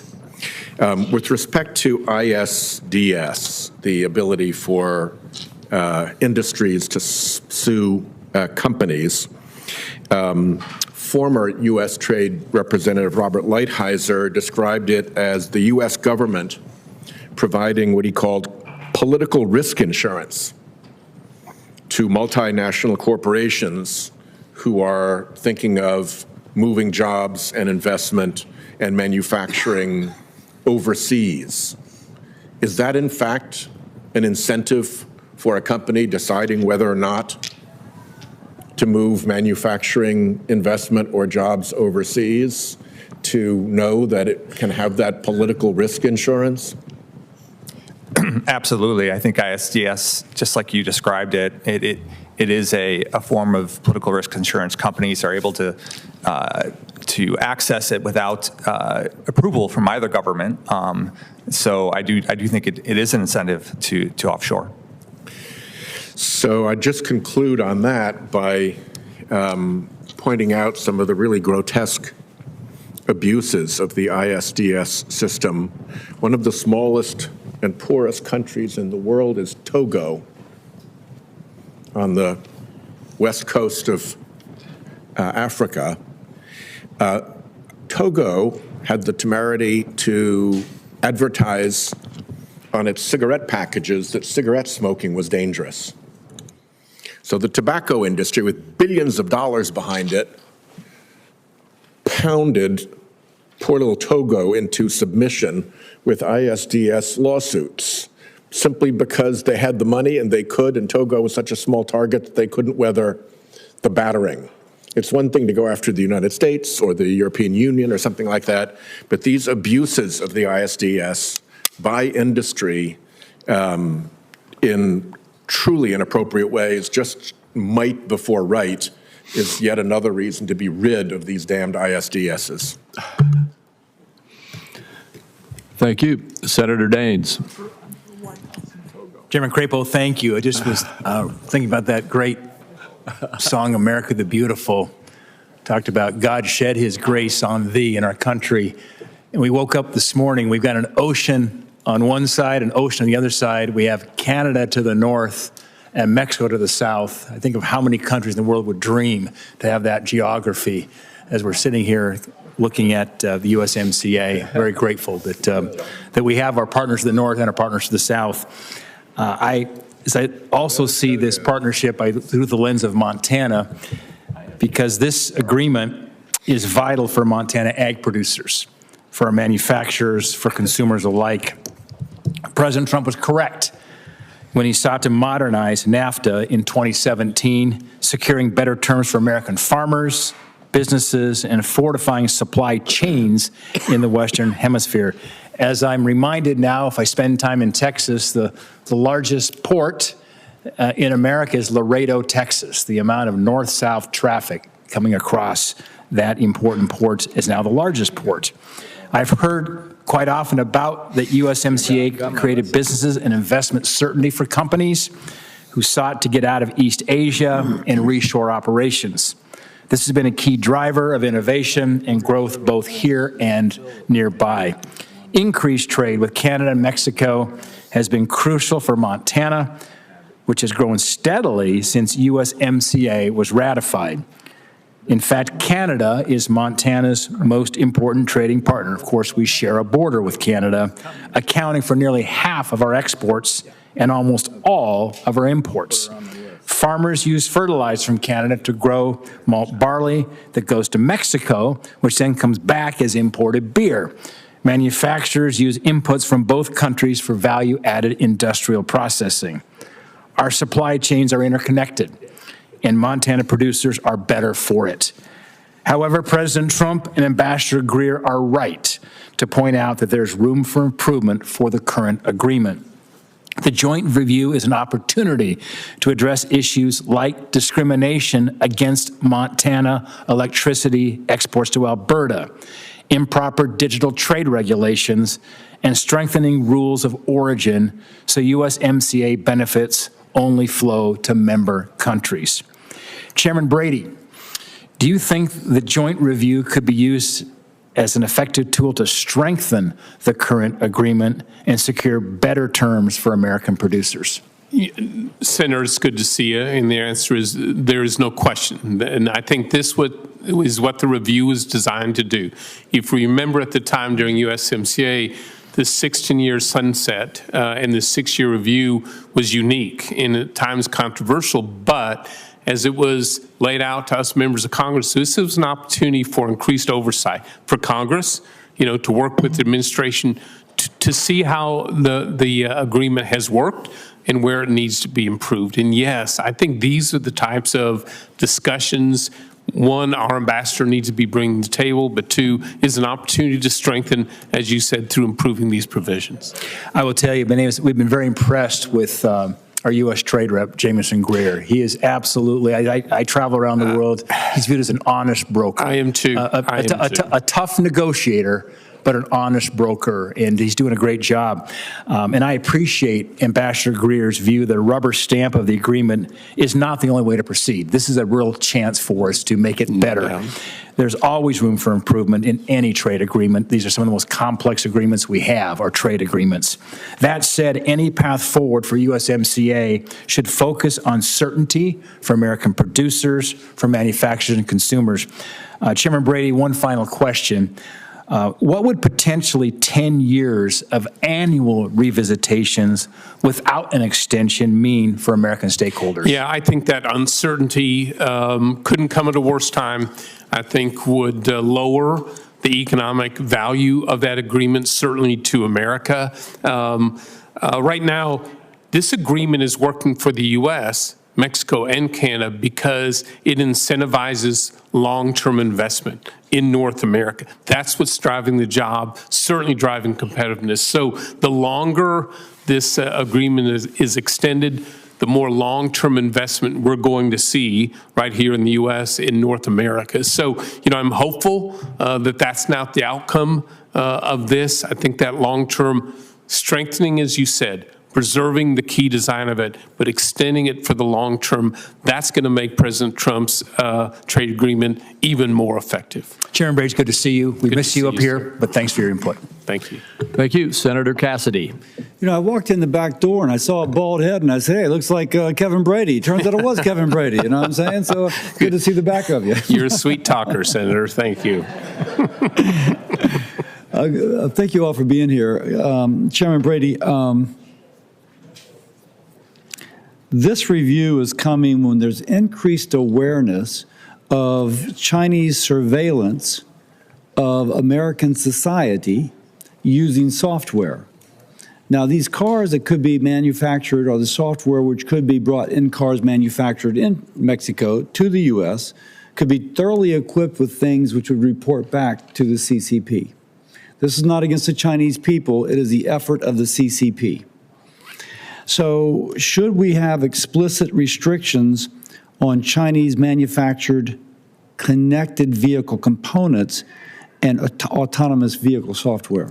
You know, Senator, this seems to be one of the highest priorities of the president and the ambassador as well. It reflects the concerns from Congress in this area as well.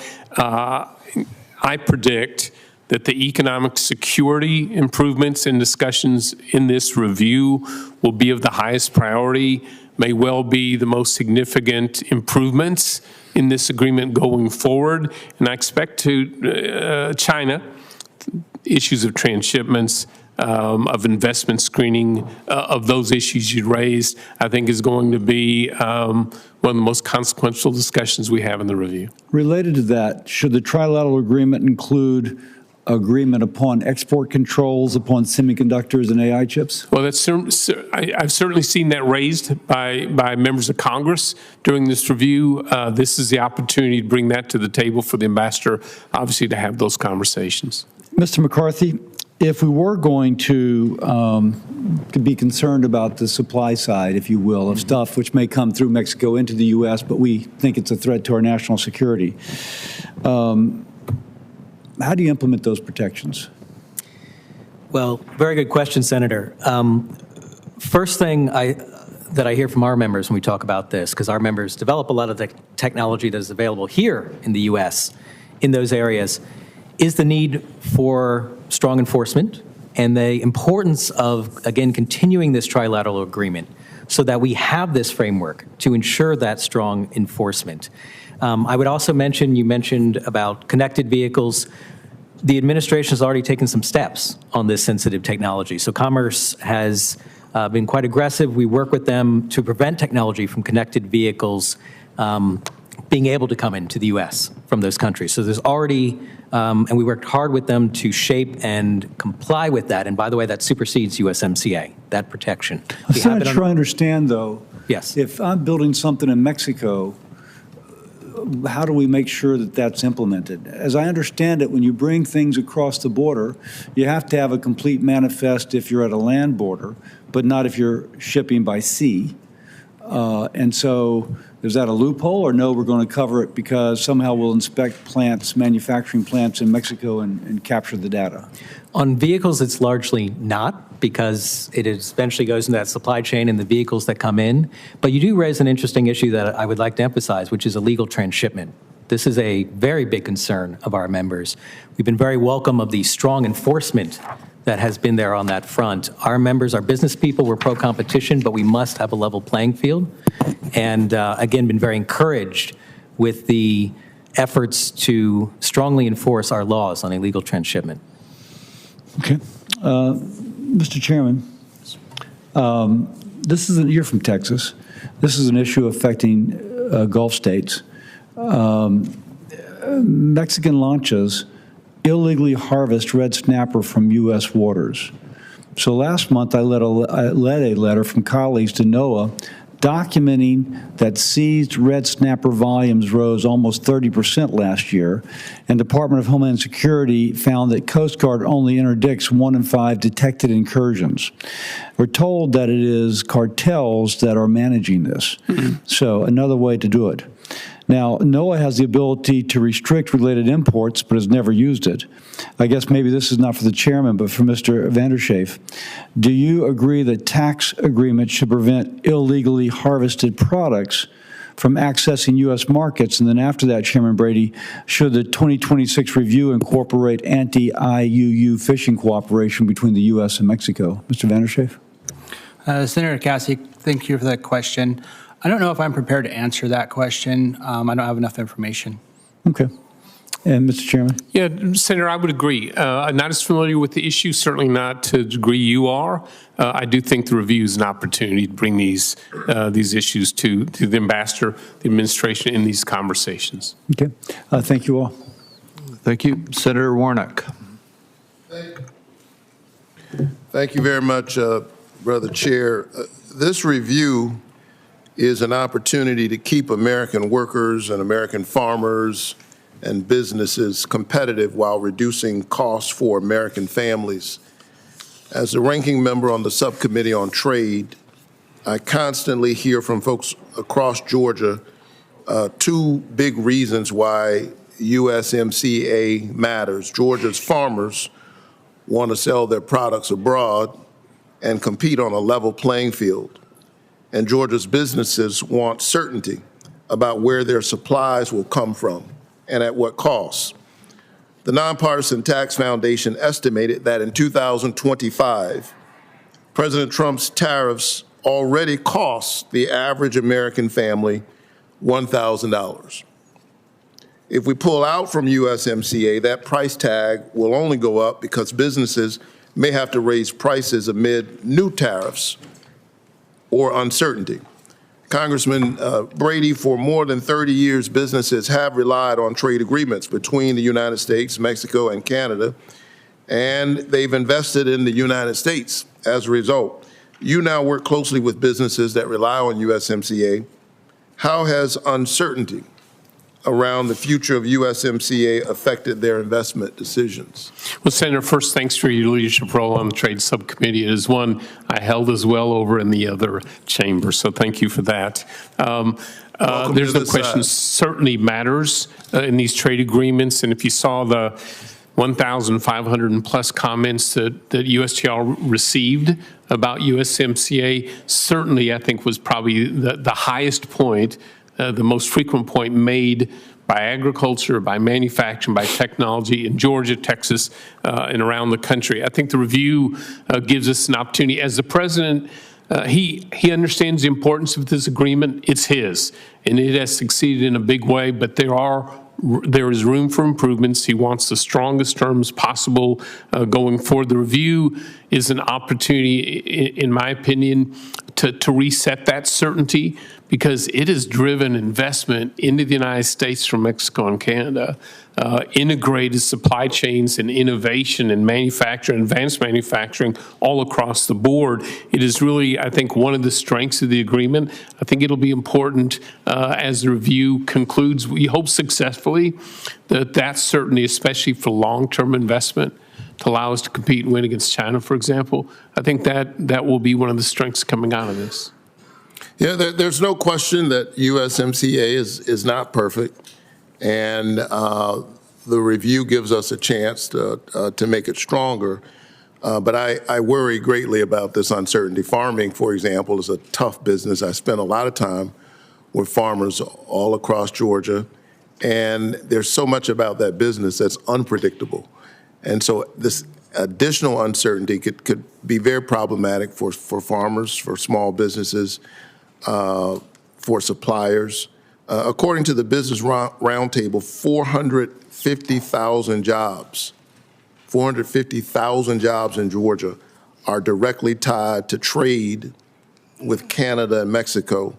If the United States were to unilaterally withdraw from USMCA, how do you think that would affect investment in the United States? Do you think it would go up or go down?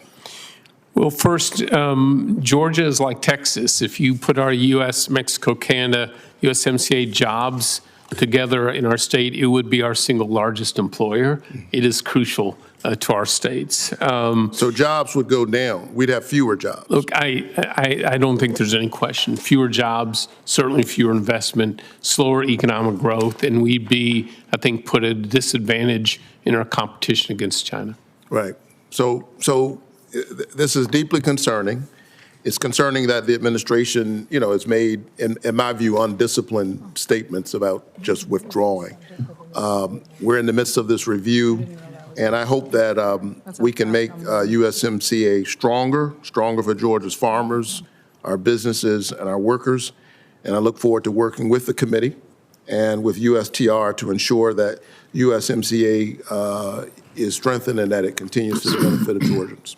Thank you so very much for your service. Thanks, Senator. Thank you. Senator Welch. Thank you very much. Welcome to our witnesses. And Mr. Brady, I thought we were going to win a few baseball games after you left. They didn't have your bat any longer, but Democrats are struggling. Maybe. It's good to see you, Senator.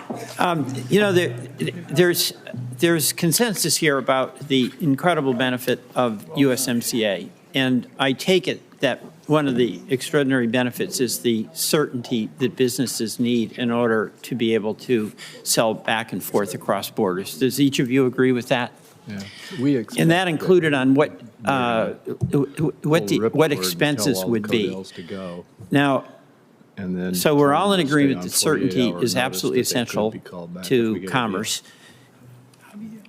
If there are tariffs that are imposed on the basis of a person, the executive, deciding to impose a tariff for whatever reason, and then those tariffs are changed without any forewarning, up or down, Mr. Brady, does that make it harder to do business?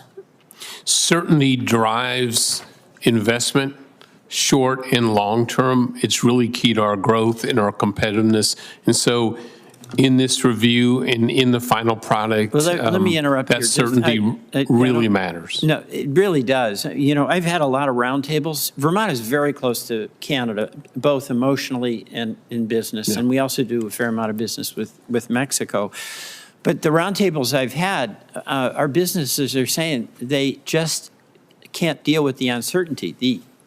The tariff itself, whichever it is, adds to expense. But then when that changes day to day or week to week or month to month, they just can't plan. I mean, are my businesses any different than businesses in Texas or Idaho or any place that you can imagine? Mr. Brady? No, I don't think so. I think one of the secret sauce in USMCA is that we have low to zero tariffs. Right. That we are exempted from these other tariff We don't have the tariffs, and we levies have certainty. Has really, in the integration, has driven growth. No Right. question. So my plea here, Mr. Chairman, is these arbitrary tariffs that an executive is imposing are really causing havoc in Vermont. And what I understand from everybody here is that makes it tough for businesses no matter where you're from. So another reason why we saw the House vote against the executives passing tariffs, and we had a resolution here in the Senate where that is objected to as well.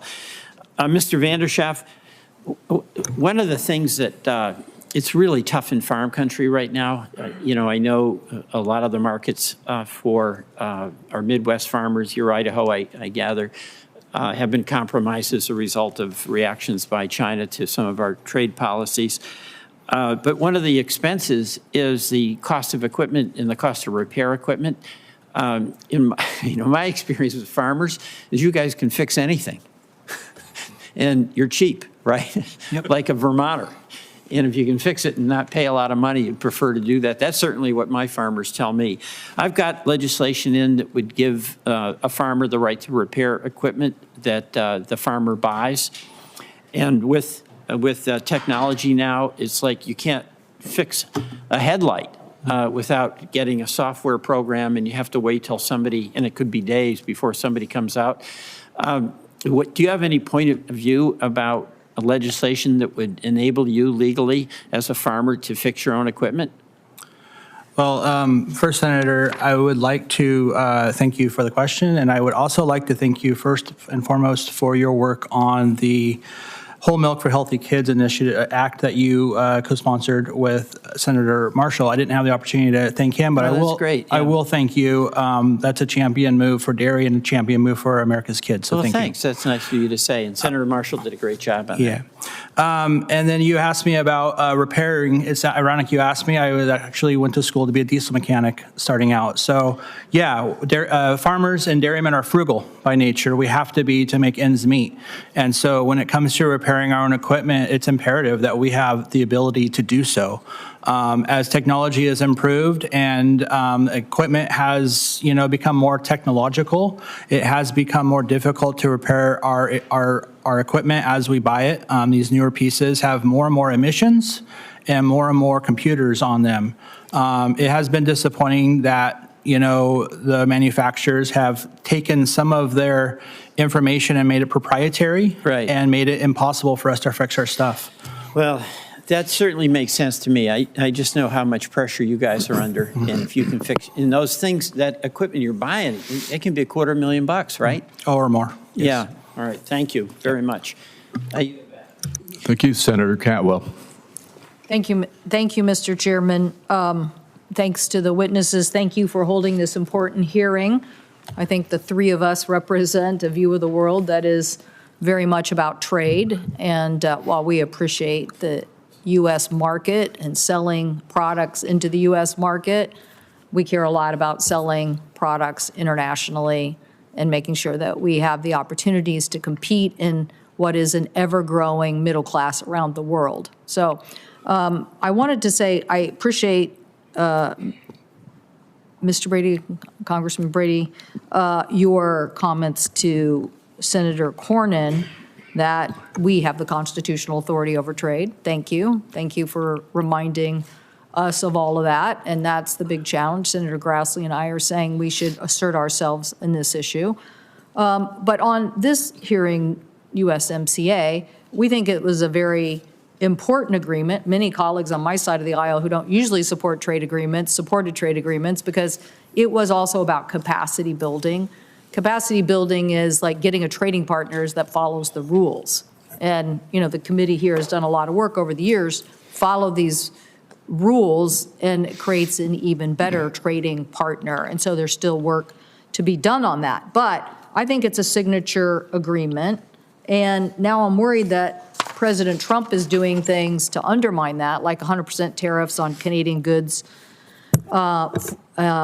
threatening to block the opening of the Detroit-Windsor Bridge, imposing tariffs on steel, aluminum, and automobiles, threatening a 50% tariff on Canadian-made aircraft, and it goes on and on. So Canada, for us, in the state of Washington, is our number 2 export market. Mexico is our number 5 market. And I look at this and say, we're trying to kind of reposition. Obviously, we want a greater, stronger relationship with India, between the United States and India, but we also want, right here, our closest neighbor, to be a stronger competitor to some of the things that China is doing. So do you think that this rhetoric is undermining our ability to get a signature achievement? If you consider USMCA a signature achievement, do you consider that rhetoric a threat to that? I think the president's a tough negotiator. He's tough in his rhetoric as well. He is all in for America, and he wants to get the best possible deal for the U.S. For USMCA, he starts in a much different position in the standpoint his agreement has delivered on jobs and growth, competitiveness in a serious way for us. And now today, as we've talked about, Canada and Mexico are America's biggest customers, investors, and suppliers. That is a unique partnership. Certainly, there's areas for growth here and improvement in the agreement as well, but he's a businessman. I think he understands how this partnership, his partnership in this agreement has positioned America from small business to agriculture to the advanced technology to be able to not just grow, but to compete and win against China in the future. So I do believe he sees the value of this agreement. His style has always been aggressive and tough in these agreements, but it shouldn't it should interfere with these three countries strengthening this, preserving it, and extending it. I could comment on that rhetoric, but it's the strategy I'm disagreeing with. I am disagreeing with the strategy. The U.S. is 30% of global trade. That means that 70% of it is outside the United States. So that means you have to win those battles. The difference between the last 20 years is everybody's moving a heck of a lot faster. And so the point is, Mr. Navarro this morning in the press saying, quote, the leveraged NAFTA and USMCA to get into our markets in ways essentially is a tariff avoidance at best. Well, wait, I thought he was actually part of this last time. So I can't tell what he's calling on it. So we're getting into arguments over here with the people that could help us be most leveraged in going after, I'm not sure why we aren't doing a bigger Americas agreement. Why aren't we, if we really want to counter the Chinese, why aren't we passing a United States, South America free trade agreement? All those trade agreements that we did in the Bush administration paid dividends to us now. I think they're collectively the 5th largest trading partner with the U.S. because we grew that market. But Mr. Gottwald, isn't there work to be done on USMCA? So aren't we missing the boat by sitting here arguing with each other instead of resolving the capacity building issues? There's a lot of work to do. I think a lot of enforcement challenges have been raised on labor and environment, across the board. So I think it's a delicate dance here in this joint review. There's leverage here. We need Congress and administration to lean on Mexico and Canada to fix the issues, and at the same time, preserve the certainty that everybody here is talking about. Thank you. Thank you, Mr. Chairman. Thank you, Senator Young. I thank our witnesses for being here today. One of the reasons President Trump was elected, I believe, and this administration given its charge for a focused trade policy was because of the perception shared by the president that China has been ripping off the American people, stealing intellectual property, forcing technology transfer, flooding our market with below-cost goods, and many other affronts to longstanding trade rules that the Chinese have agreed to. And it seems to me, I articulate it almost every time given an opportunity, that the best way to deal with that is to unify our friends and allies who mostly play by the rules as it relates to the international trade environment, and then collectively bring our leverage to bear vis-a-vis China. It's not to suggest we can't optimize existing trade relations along the way. I don't know that we follow that meta strategy over the last 12 plus months, to be candid.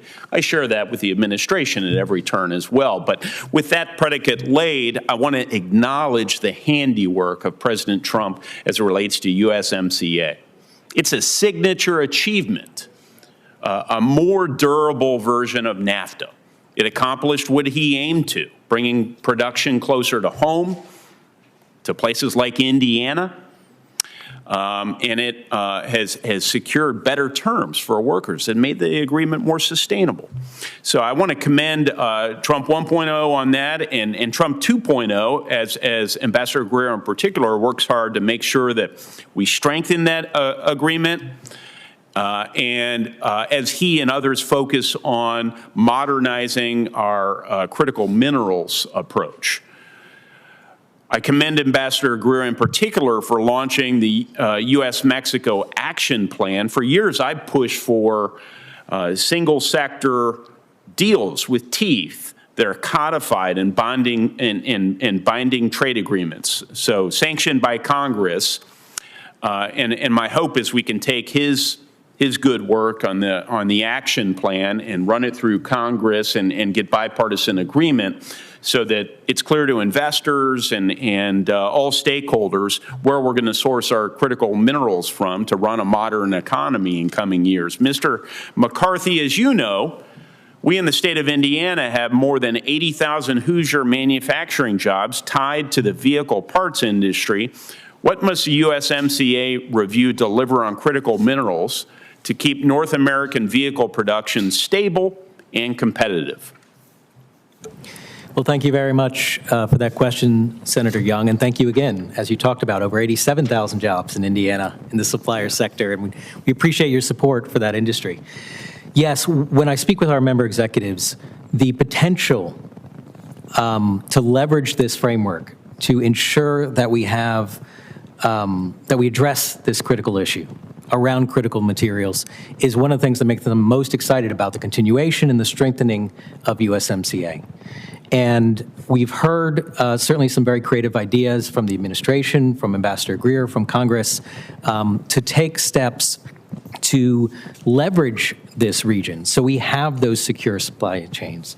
And let me tell you, we've had just an incredible experience as an industry in terms of supply chain bullwhips over the last decade. We've had the semiconductor issue, for example. So we saw that simply not having one part could shut down all of our industry. And we are reliant on critical inputs and materials. And when I speak with our member executives, their greatest strategic priority, one of them over the next decade, is having these resilient, secure supply chains. And again, there's these developments and ideas I think the supplier community sees as very positive. And we're very excited about the potential for this framework to strengthen our positioning on this and, again, protect U.S. manufacturing. Well, there's always a lot more I'd like to ask. I'll just say, Mr. McCarthy, you mentioned semiconductors. In the state of Indiana, during the global pandemic, when we still had some market absolutists lamenting that government intended to take action to incentivize more reshoring of semiconductor production, we had auto workers in Indiana who couldn't go to work because of the sourcing challenges getting semiconductors. So you can't run a modern economy without these semiconductors, and I'm glad the Trump administration has boldly taken the handiwork of the CHIPS and Science Act and is implementing it with fidelity. Thank you. Thank you. Senator Warren. Thank you, Mr. Chairman. So President Trump campaigned for office on a promise to, quote, lower costs on day one. Those were his words. And now here we are. It's a year later. Cost of groceries is up. The cost of utilities is up. The cost to build a home is up. Healthcare premiums are skyrocketing. Trump also promised to create, quote, millions and millions of new manufacturing jobs. And he also promised that his tariffs would bring factories, quote, roaring back. So here we are a year later, and we've lost manufacturing jobs. And look, I believe in tariffs as a tool, but Trump's reckless across-the-board tariffs aren't aimed at building up strategic sectors. And to the extent they've created leverage with our trading partners, he's frittered it away doing favors for giant multinational corporations, not helping out American workers. So today we're talking about how the U.S. should approach renegotiation of the U.S.-Mexico-Canada agreement, the successor to NAFTA. But based on the last year, I am worried that the administration will not use U.S. leverage to negotiate on behalf of American workers. So, Mr. Gottwald, you are a trade expert with the AFL-CIO. Are Trump's across-the-board tariffs bringing back manufacturing jobs to the U.S.? Thank you for the question, Senator. The short answer is no. The tariffs that he imposed in April, these Liberation Day across-the-board tariffs, we haven't seen the reshoring of manufacturing jobs due to those. And the latest data, year over year, we've lost 70,000 manufacturing jobs. So we've lost 70,000 manufacturing jobs over the last year. Correct. Of Trump's presidency. You know, I have to say, I wish it were surprising, but it's not. When you see how Trump is using tariffs as leverage in talks with trading partners, and here's an example. Trump hiked tariffs on European steel. Okay, I get that. Allegedly, it was going to be to boost U.S. steel manufacturing. But then his administration said, oh, they would roll back those steel tariffs if the EU weakened its laws regulating big tech. Now, mind you, the European laws are common sense regulations. They're about consumer protection and privacy and breaking up monopolies. So, Mr. Gottwald, when Trump said he'd be willing to reduce tariffs on steel imports if the EU repealed regulations on big tech, did that help American workers? No. And that's just one example. So again and again, Trump has slapped on tariffs, hiking prices that Americans pay, and then turned around and turned some of them off because some billionaire CEO called or made a donation and wanted some tariff relief. And now the USMCA is scheduled to expire in July, meaning we have real leverage. If the U.S. is going to sign back on, we need to tighten the rules so American workers aren't competing with workers in countries that treat their workers like dirt and trash the environment as well. One way to do that would be to strengthen USMCA's rapid response enforcement mechanism that lets us put tariffs on specific facilities when they violate collective bargaining laws. Mr. Gottwald, how could the U.S. use our leverage to improve this tool and actually help workers? The rapid response mechanism has been an incredible advance in labor enforcement and trade agreements. It's not perfect, and we could make it better. Here's some ideas. One, we could not just address, currently it's focused on freedom of association and collective bargaining, two very important fundamental worker rights, but we could expand that to other worker rights. Think about occupational safety and health, the right to be free from discrimination, other things that affect the competitive balance, so we could broaden the scope of rights affected. The other thing we can do is make sure the mechanism is delivering on time. The rapid part of it, at times we've seen when cases go to arbitration under the mechanism, they've dragged on a little too long. So we'd like to explore ways to keep it rapid. I appreciate that. You know, look, right now, big tech is paying millions to lobby for more giveaways in the USMCA, including provisions that can make it harder for the U.S. government to be able to protect American citizens' misuse of data. Instead of going to bat for these billionaire companies, Donald Trump should be using our leverage in these trade negotiations to improve conditions for American workers. Thank you, Mr. Chairman. Thank you, Senator Warren. And that concludes the witness questioning for today. I want to again thank our witnesses for appearing before us today. As you can see from the questions and the discussion that's happened here, there's intense focus by the members of this committee on both sides of the aisle on making sure that we get this done right. Senator Wyden, do you want to make any final comments? Yes, just very, very briefly, I want to come full circle to where we started. Once again, this is all about enforcement. Mr. Gottwald just brought it home again with respect to rapid response. I was pleased to be able to work with Senator Brown on that. I think the areas you're talking about are well suited for an expansion. But the bottom line is we've been talking about farmers, we've been talking about small business, we've been talking about autos. It comes back on every one of those causes to enforcing the laws. And if you don't enforce the laws, everything else, folks, just goes by the board. So I want it understood that we talked about it, I guess, around 3 hours ago, but it's just as important now as it was 3 hours ago. And I want everybody to understand I will be talking, as I said, from the rooftops here, because we cannot make the progress we want for the high-skill, high-wage jobs we want for our country unless we enforce our trade laws. Thank you.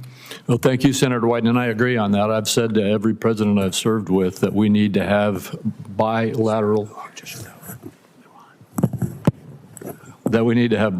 trade negotiations with strong enforcement provisions in them. I also see that a senator has just shown up. You got in right under the wire, Senator Lujan. We'll go to you, and there will be one more round of 5 minutes of questioning, and then we will wrap up. Thank you. Senator Lujan. I appreciate that, Chairman. Sorry for my tardiness here. We were in a commerce hearing there where there were some airspace that the FAA shut down in southern New Mexico and El Paso yesterday. No one can tell us really why. So that's the hearing that I was just coming from, trying to get some answers. So thank you, Mr. Chairman. Chairman Brady, good to see you, sir.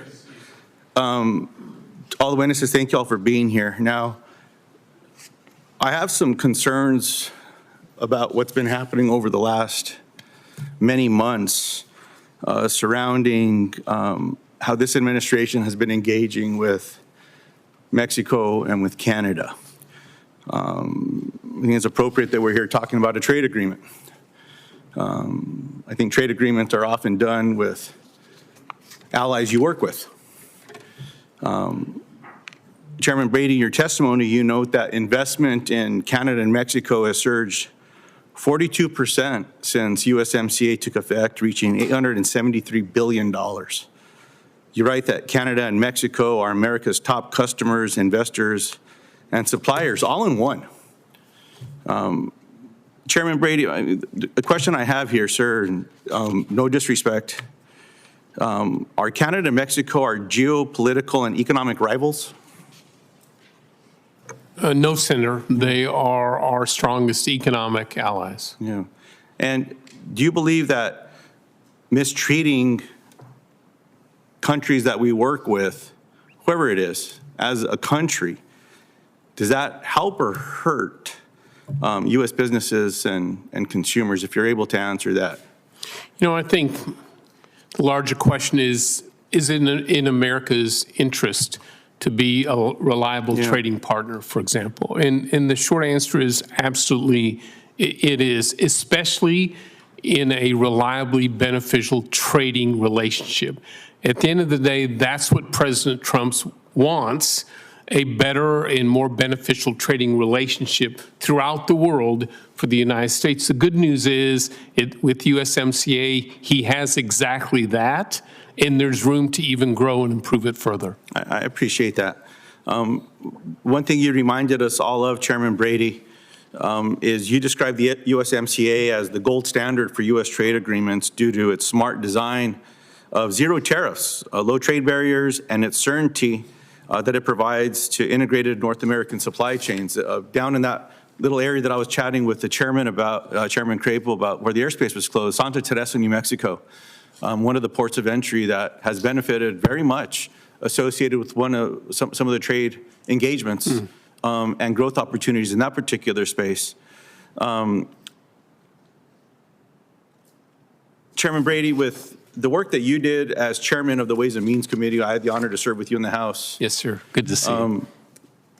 Tariff policy was used in a targeted way often when we were able to engage in whatever that policy was. And the Democrats and Republicans had difference of opinion, but ultimately, during the time that you were there, whether it was as chair or ranking member, you were able to bring agreement and bring people together to find a path forward. Do you have any advice with how we can be better engaging one another, working with one another, trying to find a way to have the kinds of conversations that you led when you were there, where there was still a difference of opinion, but you were able to bring people together to have the important conversations and bridge differences to land a trade agreement? Any thoughts there? Or you don't have to respond to that one. No. I think it's a great question. You and I saw an unprecedented level of bipartisan support for this agreement in all my years. 13 to 15 trade agreements I've worked on through the years and have never seen it. And it wasn't by accident. The president and Ambassador Lighthizer set out to create bipartisan support. They gave and included provisions on the environment and labor that had been dreamed about for a decade, but they worked with Congress to do that. So there's no question the success of this agreement economically for America is because the president and his team work with members of Congress on it. The review is another opportunity, and it was sold to Congress as this is a way to have more oversight and input. This is the opportunity to be able to raise ways to improve this agreement. Please preserve that smart design because it is working. And the integration here between three countries are so important to our future. I appreciate that, sir. Mr. Chairman, I have other questions. I'll submit them into the record as well. I want to respect the time that you gave me there. The last thing that I'll just, one observation, Chairman Brady, that I'm often reminded of when I came here. There were some students visiting my office momentarily before I was in my previous hearing. and they were asking me just general questions about arithmetic and mathematics. And I've been tempted to buy my colleagues abacuses to remind them how to count. You knew how to count. In a time when you need votes from both sides of the aisle, you could bring people together. And so in any wisdom that you have down the way as you're chatting with every one of us, please remind us the power of the lessons we learned in kindergarten or in Head Start when we learned how to add 1 + 1. And in this place, you have to get to 51 sometimes, you have to get to 60. You know, the numbers are different, but we have to get there, and you were good at that. Chairman Crapo is unfortunately too good at that as well. Just as a reminder, I look forward to chatting with you more. I'll get the other questions to you all. I apologize for not asking direct questions, but Chairman Brady, good to see you, sir. Thank you, Senator. Yeah. Thank you. As Senator Lujan said, you should expect that there will be some follow-on questions from senators for the record, and we ask that you respond to them promptly. And with that in mind, I remind my colleagues the deadline for submitting those questions for the record is 5 p.m. on Thursday, February 19th. A vote has been called on the Senate floor, and we are all going to run to that vote. And so this Finance Committee stands adjourned.